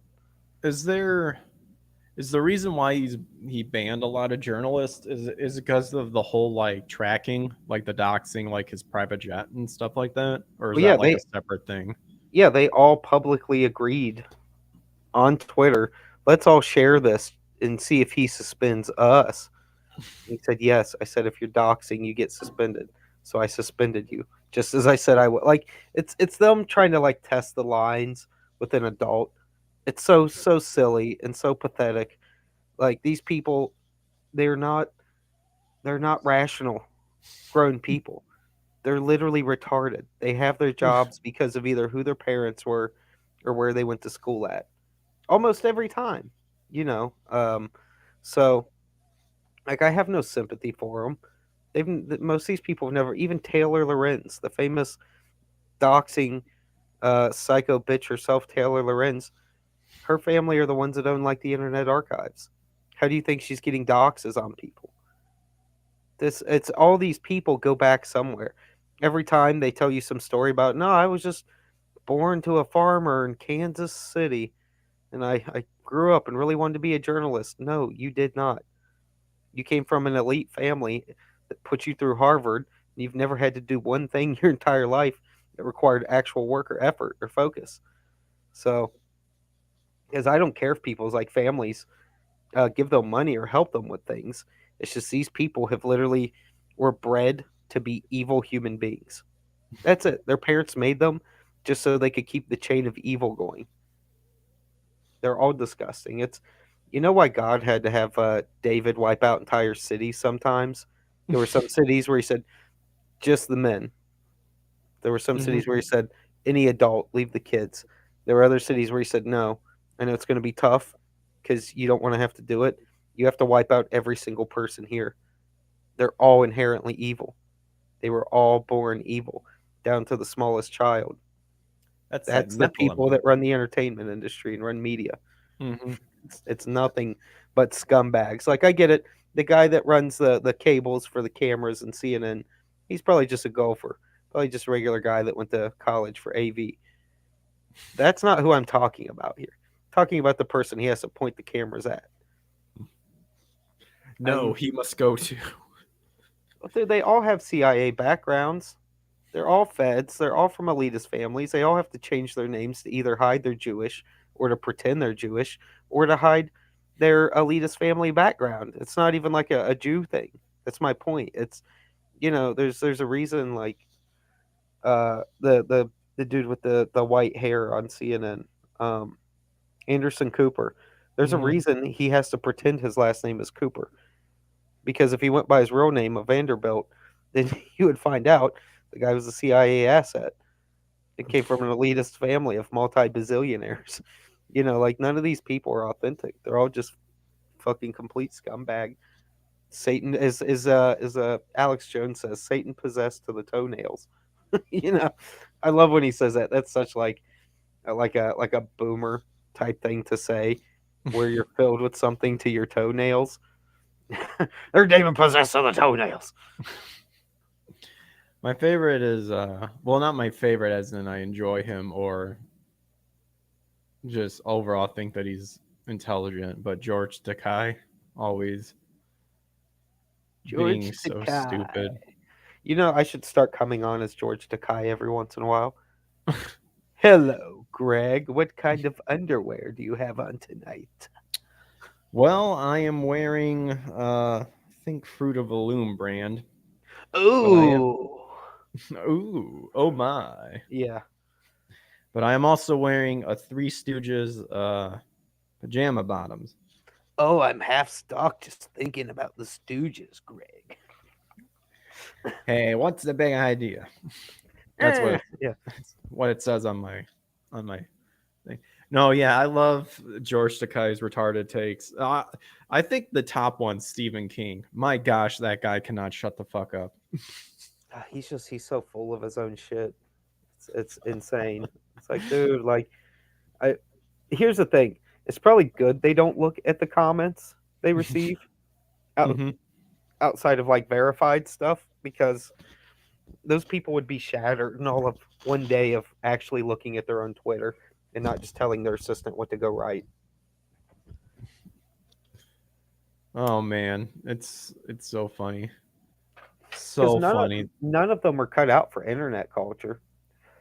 You That's can my tell. favorite part is they think they know the internet, but they really don't. And this is coming from someone who probably doesn't know a whole lot, or like doesn't keep up enough where it'll be like, you know, I you know, know the group enough and to stuff know. knows certain stuff, and I'll be like, "What's that again?" Or "What does that mean?" Yeah, well, it's one of those things where it's like you have to, with the internet culture, you have to know that there's always someone out there more witty than you. Hmm. So you have to choose your words a little wisely just in case that person shows up. Because even if I'm having a great day and I'm just laying snark and wit down on every dumb I come by that day on the internet or in real life, there's some dude out there, probably an 11-year-old Chinese boy, that could just regulate my ass. You know what I mean? So, like, you got to be Uh, prepared for that, and they're not prepared for that. They geek out over like the most pathetic, lame, insults that we've seen to death on the internet at this point. 7 years from now, Stephen King's gonna have to post his own tweet when he's broke, and it's just gonna say something about Republicans, and someone's gonna write "cope and seethe," after it's so old nobody says it anymore. And Stephen King's gonna actually cope and seethe and be like, "How dare they?" like slobbering at the mouth because he finally had to read his own comments. I'll be like, "Well, you I hate to break it to you, Stephen.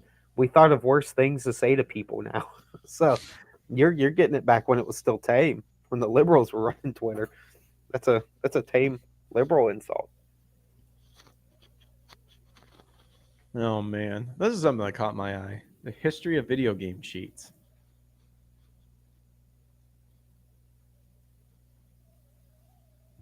God, you can't beat the history of video game cheats. The good old Konami code, you know. Well, like, we've had cool stuff like that for so long. I mean, even I remember when I was a kid, I had the Game Genie.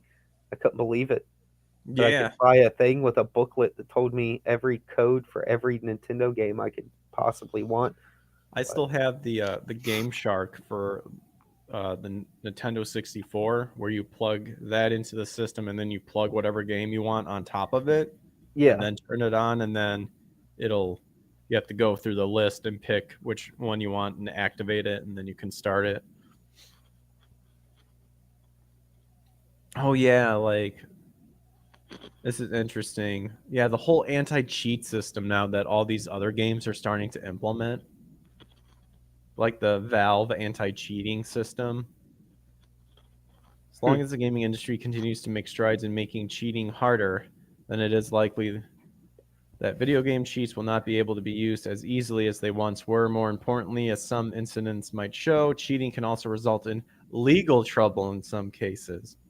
On the other hand, there's no doubt that those profiting from these cheat codes are still finding ways to keep them alive. We can only wait and see what the future holds for video game cheats.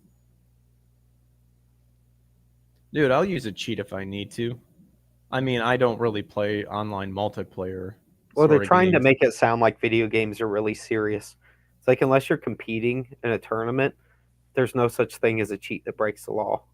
I'm sorry, whoever wrote this article, Well, this and even comes then, all it back. doesn't break the law. Yeah, this all stems like this whole anti-cheat system is also stems for the fact of we want to make sure that the environment is like a good safe place that people could join. Yeah, you're saying this when you're playing Call of Duty and going around like murking people left and right. Like, I'm sorry, but that's part of the Call of Duty or like first person shooter multiplayer like environment. So you're gonna get the people who'll DM you and call you a fag and all this stuff. Like that's just that comes with the that Part comes of with it. It's part of the territory. Hmm.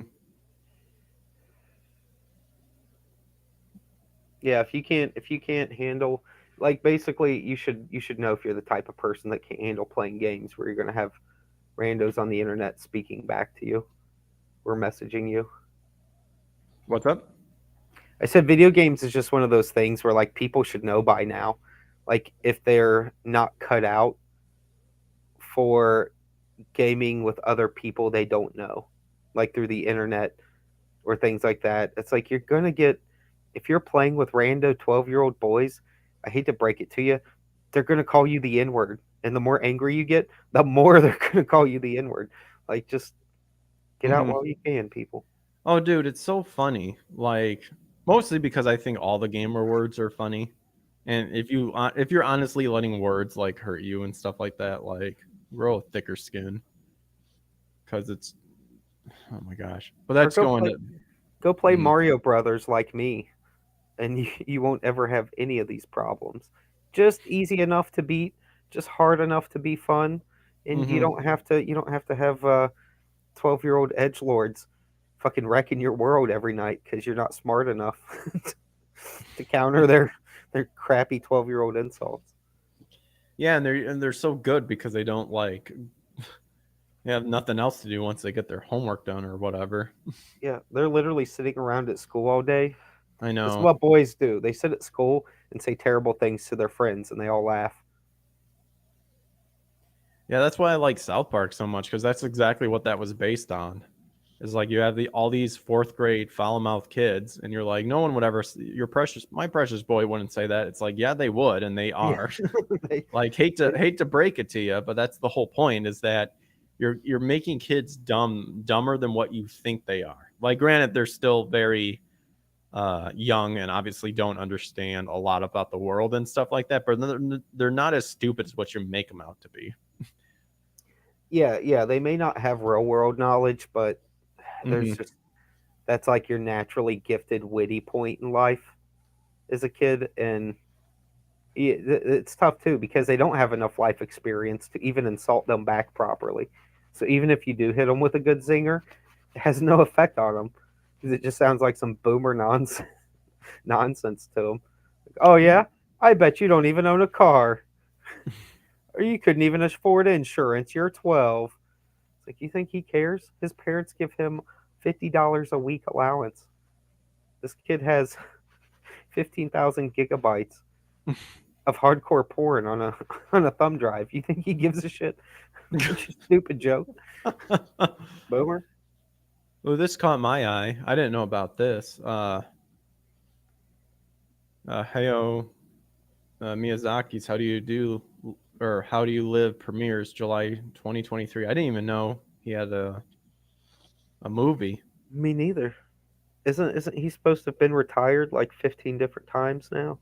Yeah, that's where I get confused at. Like, according to this, let's see. This was December 13th, so 3 days ago. What might be Hayao Miyazaki's last movie, How Do You Live, will premiere in Japanese theaters next summer. The film is based off of the 1937 story by author Yoshino Genzaburo.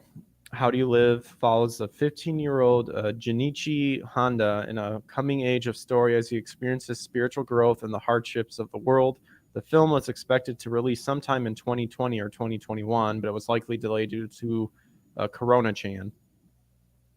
Hayao Miyazaki has become a global phenomenon thanks to his work at Studio Ghibli and his whimsical artistry in films like My Neighbor Totoro, Spirited Away, and Whispers of the Heart. Hmm. The dude's a legend. Very true. Do you have a favorite Miyazaki film Hmm. I or mean, one that you are particularly fond of?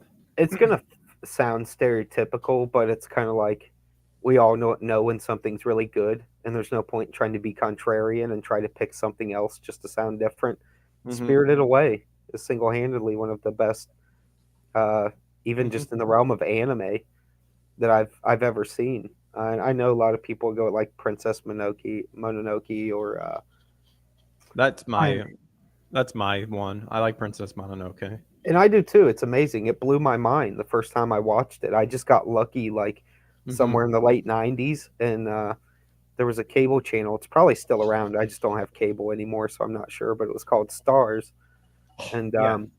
it was like brand new at the time, so it was only on like a few cable providers around where I lived at the time, and they were doing like an all day fest of Studio Ghibli stuff, and I mean I was in heaven because it was stuff I'd seen like bits and pieces of, but when I went to Blockbuster, all that was there was kind of your atypical like your like your manga America, like your manga America stuff that was like really bad. Your Guyver, your Akira, some Dragon Ball Z VHS tapes. Like they basically had about like 20 tapes, I and that was remember. that Yeah. was as good as it was going to get for that particular Blockbuster. Even though that increased, by the time the late '90s What was full on, that shelf turned into like 4 shelves. But was that your go-to? That reminds me. Like, did you have like those specific stores that were just around your area where you could find like anime well, sort of? yeah, because like there was that spat there for a while where like rental shops, like people would just pop up video rental places all over. So like Hmm. it wasn't like something you had to have like a chain store endorsement from to make money off of. If you were just hitting that time period where like VHS and video games was what you could get, you could make good money running a video store for a good 10 to 12 years before you would have had to adjust and move on to something else in life. And unless you had a really good gimmick to keep people coming back. We had Yeah. a little town I live in now, all throughout my high school time here. Um, we had a video store that was like an independently owned video store. In fact, I knew the lady that owned it because we were both business owners for a while. And she had such a cool store, dude. She made efforts to get like uh, uh, film buff kids to work there, high school and college, that knew what the good stuff was too. That wasn't just the stuff that you didn't order 25 copies of it because you knew it was going to be a big rental, but the stuff they would keep 1 or 2 copies in of, and they would have all kinds of gems in there, like really good indie films, tons of anime stuff, like you just didn't see outside of like a Suncoast store or a place that was specifically built around. Oh, Sunko. I Yeah. remember Sunko. Oh, that's what I was So gonna get at. Like, do you remember specifically? Because I know in my hometown we had what was called Family Video, and that's where you could rent the mhm. systems and look at whatever video games or movie there were. And then we had another one called Bunger Video. That one was you could also rent the systems, rent the VHS. Then when DVD was starting to get popular, DVD movies, um, video games, and it also had a indoor mini putting game and little arcade area. Video stores were cool like that though. Like you just Yeah. never knew what you were gonna get. Like there was one up I was living down in Albany, Georgia. There was this little town right beside it called Leesburg. Little ring tink like one stoplight place. Had this giant ass video store connected to a gas station. And it's Hmm. because they had like one of those giant like McDonald's play place for like little kids. They just Oh literally yeah. built like a giant discovery zone in there and then surrounded it with VHS tapes and video games. And it was awesome. It was so much fun. And they would have arcade games, and I don't know, man. I miss the '90s, even though the late '90s were kind of shit. They were still tenfold better than anything we've got Hmm. in the last I like miss. 20 years. I also miss the '90s. I mean, I grew up in the '90s, and I enjoyed the late '90s, early 2000s. So, I do now. I didn't in oh, their time. I didn't appreciate them, but that's the story of my life. yeah. So Man, yeah. Oh, alas. Yeah, I'm looking I, up other Miyazaki's film too. what was the Howl's Flying There's Castle? Howl's Moving Castle, Yeah. the Castle of, because I've seen a lot of these. So, well, this says it's his elected work. Oh, Well, that's a Lupin movie. Which ones did he actually do? Feature he films. worked on a lot of stuff. That's what's tough. Okay, I got here we go, the feature films. The Castle of Caglio, Cagliostro, Cagliostro, but that's with Lupin the Third. Apparently, that was directed by him. Nausicaa of the Valley of the Wind. That's a good one. Oh yeah, dude. That's especially That's a the good end. one. It Cast really makes you be patient, but man, it pays off. Yeah, yeah. Castle in the Sky, My Neighbor Totoro. I still haven't seen that one. That's one of the ones I haven't seen yet. It's very wholesome. I think you'll like it just because it's like it's kind of like Mhm. a Pixar film in the sense of it's wholesome enough that like you can sit down with your kids and you'll get something out of it and the kids will get something totally the opposite, but everybody wins. It's just such a cute movie. It's a great film. Kiki's Delivery Service, that one's a good one. Porco Rosso was pretty good. I Yeah. like that one. Well, Prince, Miyazaki loves his airplanes. yeah. You can't get through a Miyazaki film without like 45 minutes of just characters flying around in the sky. Princess Mononoke, as we know. I always love like my Eric and I. We always sometimes quote Princess Mononoke. Like there's just some of those lines, those that stand out in the English version that just gets us good. Yeah. Like when like he's grabbing both of the chief leader. I forget her name. Uh, Ashitaka, the one main chick who's I like in don't remember charge. any of the Yeah, names. that's in charge of the village and Mononoke, and he's like grabbing both of them, and his like arm starts to get all wormy again, Yeah. and he's like, "This is what evil looks like," and she's like, "If you're so worried about your arm, just let me cut the damn thing off," and he like punches both of them and knock her out. And we always just love that line of the delivery where he's like, "Someone come and take her from me." Uh, I just like, oh man, I wonder how many takes that took. And then the director was like, yeah, that's good enough. It's like, come on.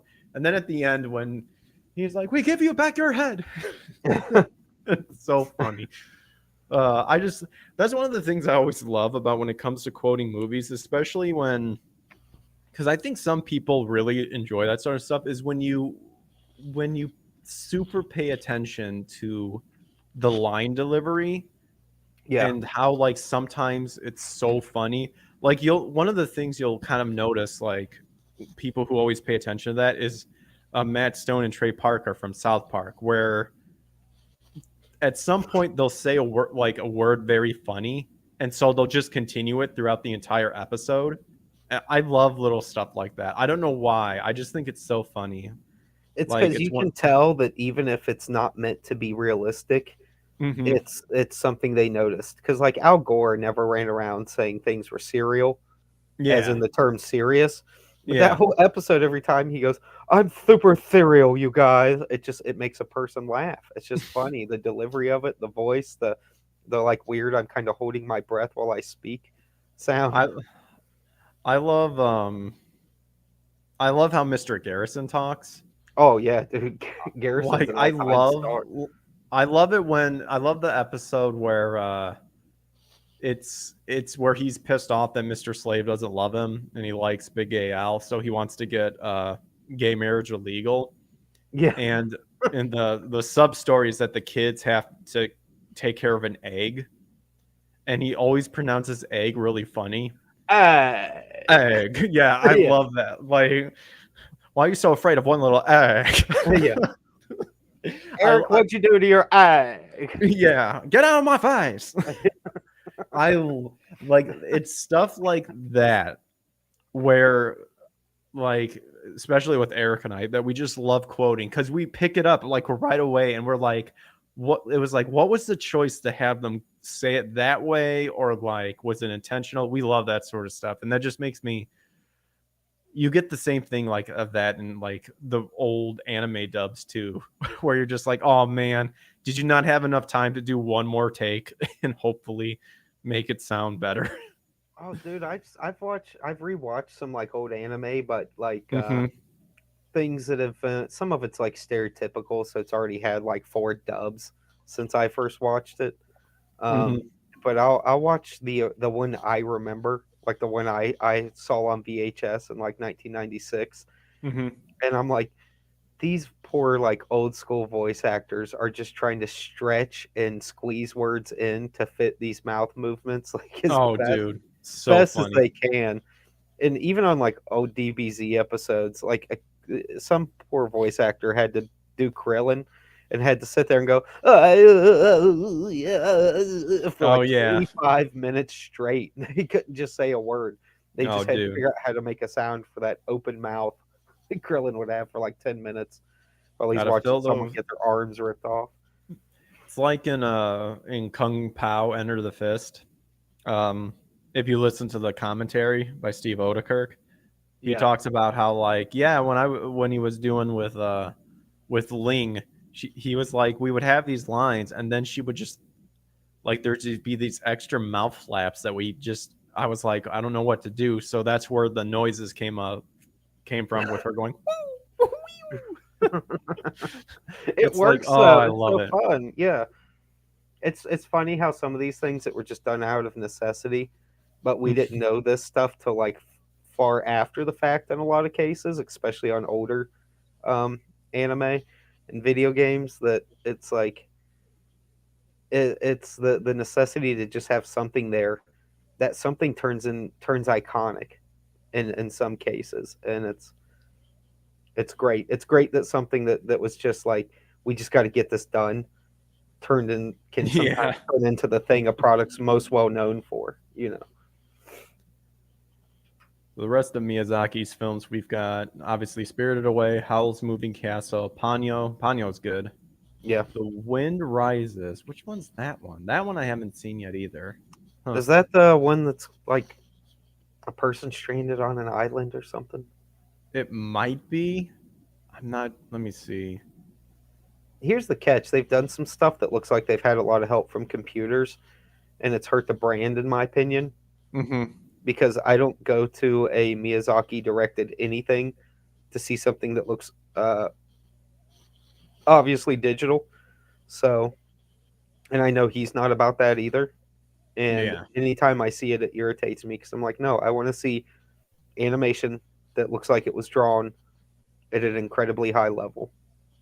If you're Yep. Pixar, fine, go for it. That's what Pixar is. That's not what Studio Ghibli is. And I know someone will be like, "Well, they use some digital stuff in Princess Mononoke, and then Spirited Away. There's a little totem. It's I mean the. it's digital." It's like, yeah, that doesn't count, and it looks like shit. It's the parts of the movie that look the worst. Yeah. The. I know they did that for the Curse. The little bit of the 3D for the Curse. And On. it sort of works in its time, though. I'll say this: in its time, it looked fine. Yeah. No. I didn't Absolutely. notice it till it had aged and CGI graphics had advanced to I thought such he an did. extreme point. I thought he did the Secret World of Arietti, or was that someone else? I know he had a hand in it. There's a lot of like Miyazaki clones in Japan Yeah, well, that's that try to produce these films that look 'cause really I good remember and they're really seeing. slow and boring and they don't go anywhere, but they're beautiful. Yeah, Nothing ever happens in them. let's see, the Secret World of Arietti. Here we go. Because it's definitely uh, Miyazaki influenced. Let's see. Oh, that was just the screenplay he was a part of. It was directed by Hiromasa Yonebayashi. Okay, I remember seeing that one in theaters. That one was pretty good. I've never seen it. I couldn't say, but it's if it's It, got Miyazaki's name on it, I trust it. it's yeah, it's one of the ones. It's based on that story about like the really small people that live in that like take stuff to live and stuff. And Yeah, I've got a pretty hard bias against midgets. This may not be my cup of tea. well, I mean, we're talking like super small, not Oh, like okay. Like Indian in the cupboard, small. yeah, Indian in the cupboard small. All Yep. right. Okay, I'm on board with that. 'Cause those aren't like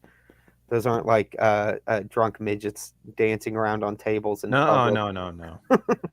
Oh my gosh. You're like, back off, dude. My mom's a midget. Oh gosh. What is the height to be considered a midget? Now I gotta know. I Let don't me see. know.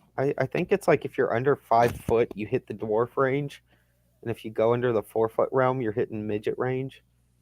Let's see. Dwarfism. Maybe I don't even think In it has anything humans, to it do is with sometimes height. defined as an adult height of less than 4 foot 10 inches is considered dwarfism. Man, I've known plenty of chicks that are fucking dwarves. I'm gonna have to start regulating their little brains with the dwarf talk. Chicks love being talked down to, especially when you call them dwarf ass bitches. Yeah, it's weird. For some reason, there's not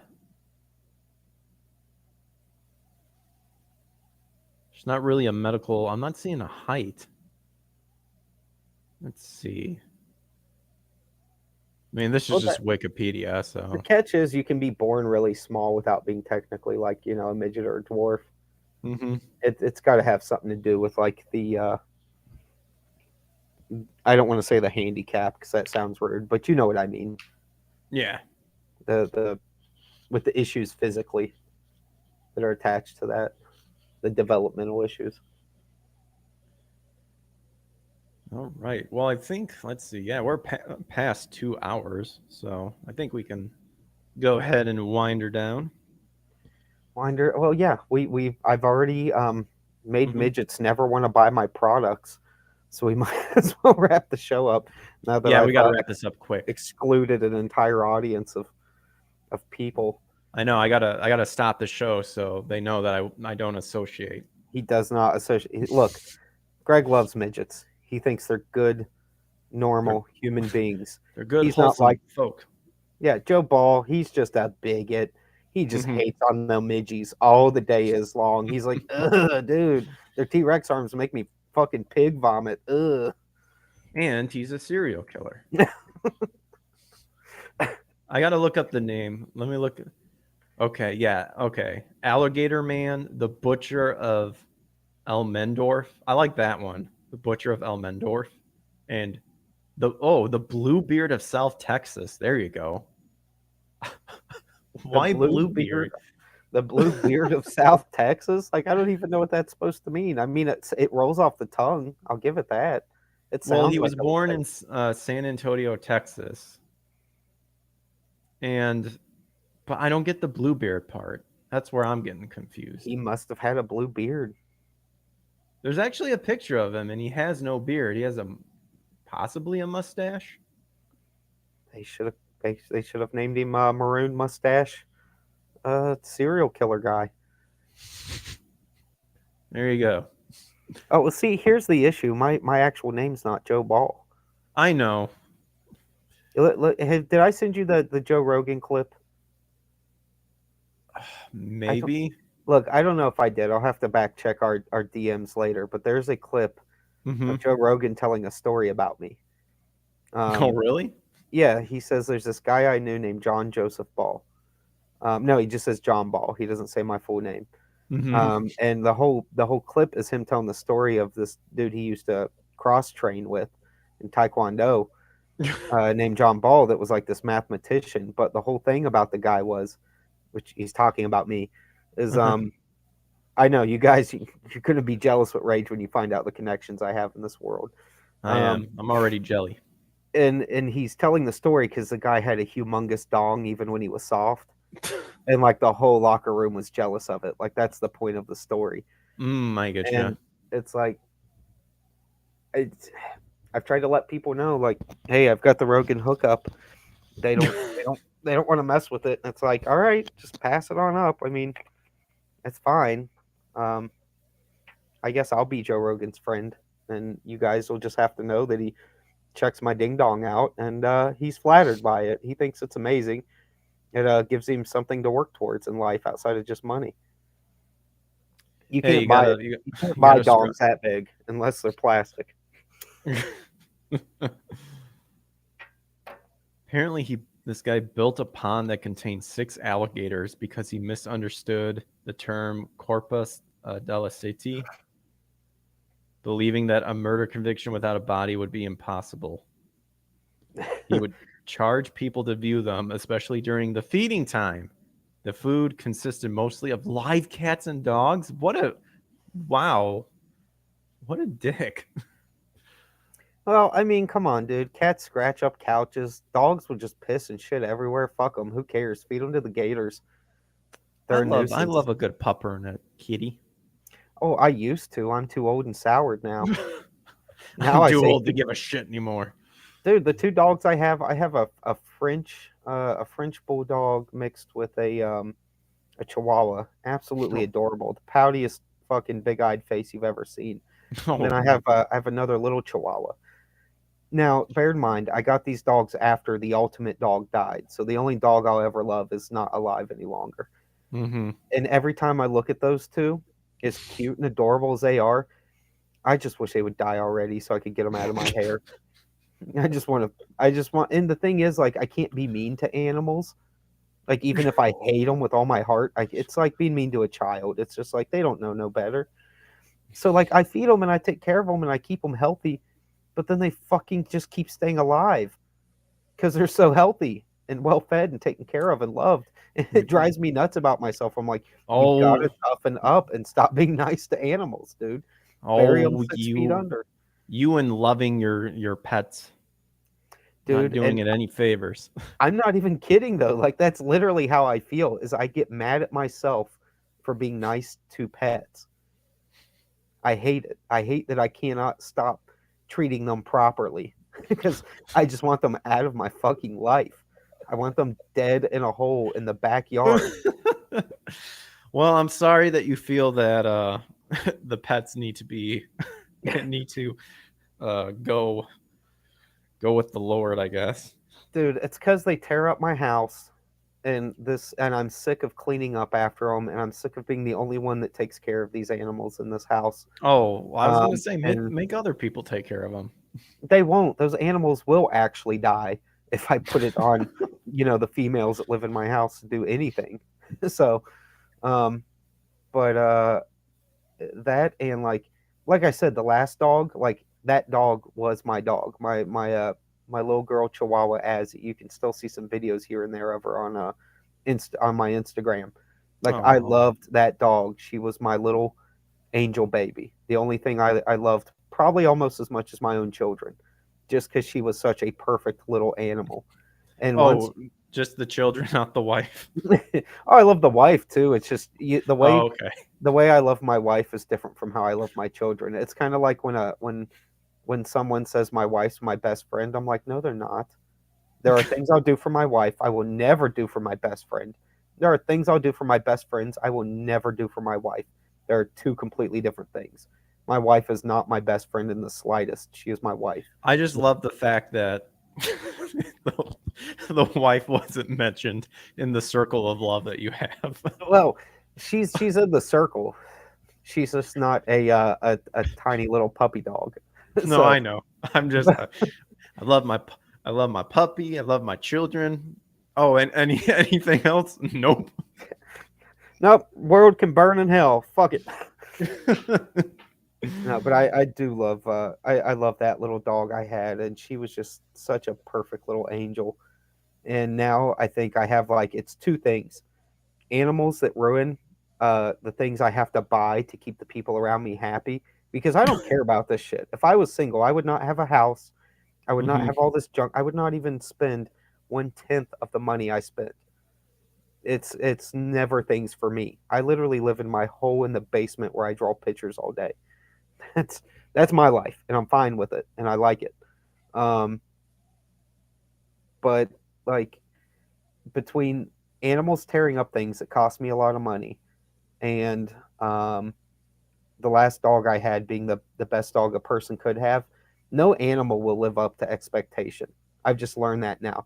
Every animal I see, I just see something that ruins my property and needs to die.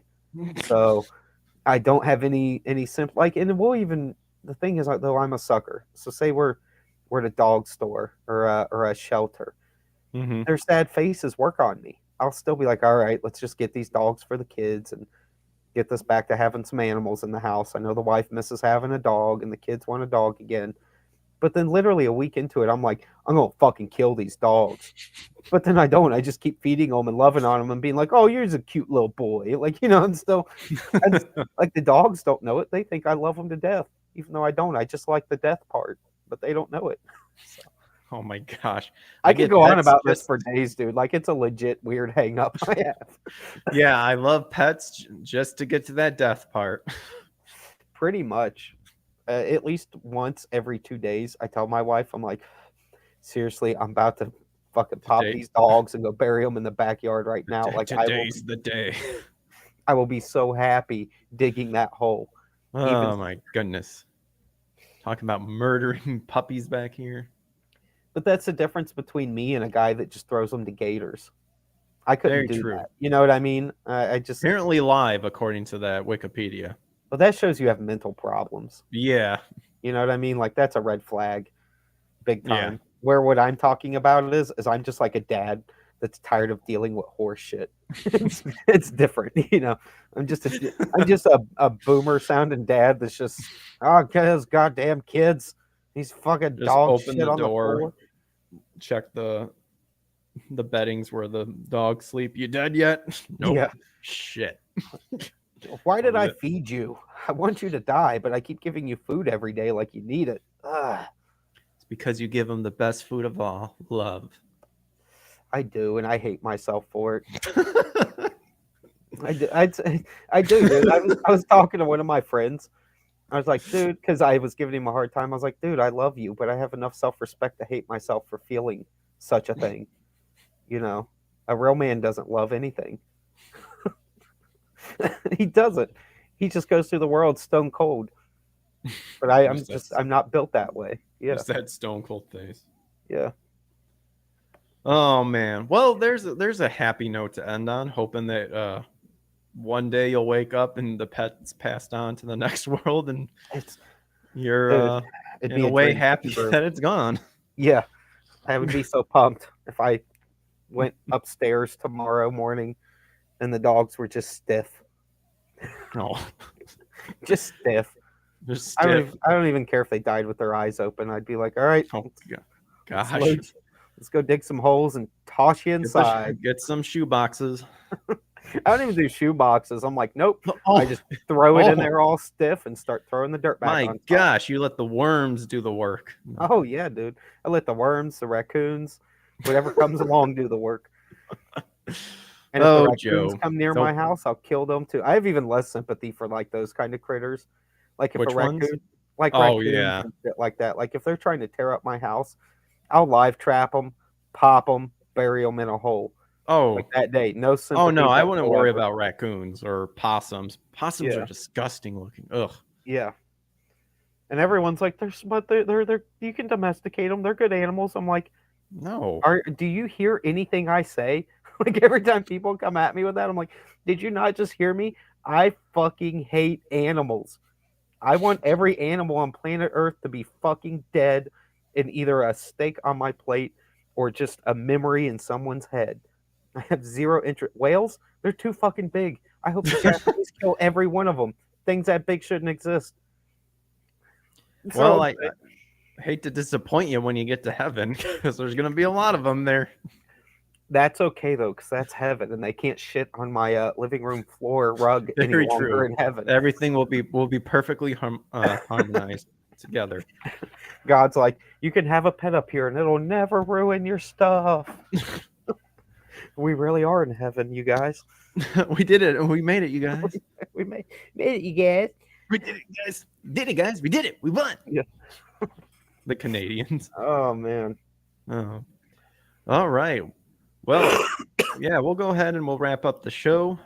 Congrats, Joe, on 1,000 backers for Death, Thank you. Death. Thank you. I appreciate it. So, It's a comic book about getting rid of house pets. yes. That'll be the sequel. The sequel is just my father figure character, like living the rudimentary middle class life. And he's just always pissed off and uptight about the stupidest things. He's like, who fucked with the goddamn thermostat? I swear to fucking God. Like just losing his mind and saying all kinds of inappropriate things around the kids. Combining that with like your super high detailed. Oh man. Just like no. It's Just just a whole- everything is just intense. All A 300 the panels super intense. A 300-page book of a boomer complaining. Oh dude, that'd be the best. I'd read it. Yeah, all the men will relate. The women will be like, I don't get it. Oh Of course gosh. you don't, because you don't have to do anything for yourself in life. You got titties.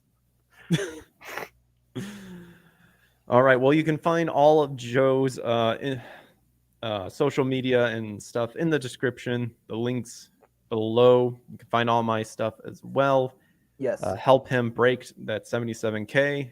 Just continue the support, and then from there we'll just wait until you said you're getting close to printing, or you're wrapping up, like I'm to have it getting close approved for printing. to getting the proofs made, yeah, because there will Okay. still be a little gap between proof and final printing, and that's basically because you have to go through that proof with a fine tooth comb and make sure Mhm. you didn't screw anything up. So, because very rarely is it like the print people's end of it. It's a person going, man, but I read this 100 times and there's still a spelling error on page 6. Like, how did I miss this? It's Oh, just I because get you you. look at something too much and it's real easy to miss mistakes. So, Yeah, I get you. yeah. For sure. Very cool. Very cool. So check that out, and if you guys feel like supporting, feel free to do so. I know Joe would appreciate it. Yep. And also keep an eye out for Swarm as well. I believe Swarm is Yes, that's kind our of next the our next big hero thing. book. Yeah, it's our Yep. next bigger project. That one will be for people that really like their like Western superheroes or their Marvel movies. It's going to be a little more in tune with that. You know, it's soft comedy, good superhero, high action, fun, good guys versus bad guys. You know, Mhm. very typical type stuff, but done with a spin. Shane Mess is writing that, my business partner, and he is he's excellent at taking things that have been done 1,000 times and making them fresh and fun again. So Nice. yeah. Sweet. Sweet. All right. Well, then we'll go ahead and wrap up the show. So thanks again, Joe, for hanging around and shooting the breeze and Oh talking yeah, about for sure, whatever. It's bro. always Yep. fun. All right. Well, you guys have a good rest of your night. Again, happy birthday, Nick. Hope you have a good one. Mhm. And thanks to everyone else out there who's fighting the good fight. And yeah, that's it. Later, guys. Later, guys. Peace.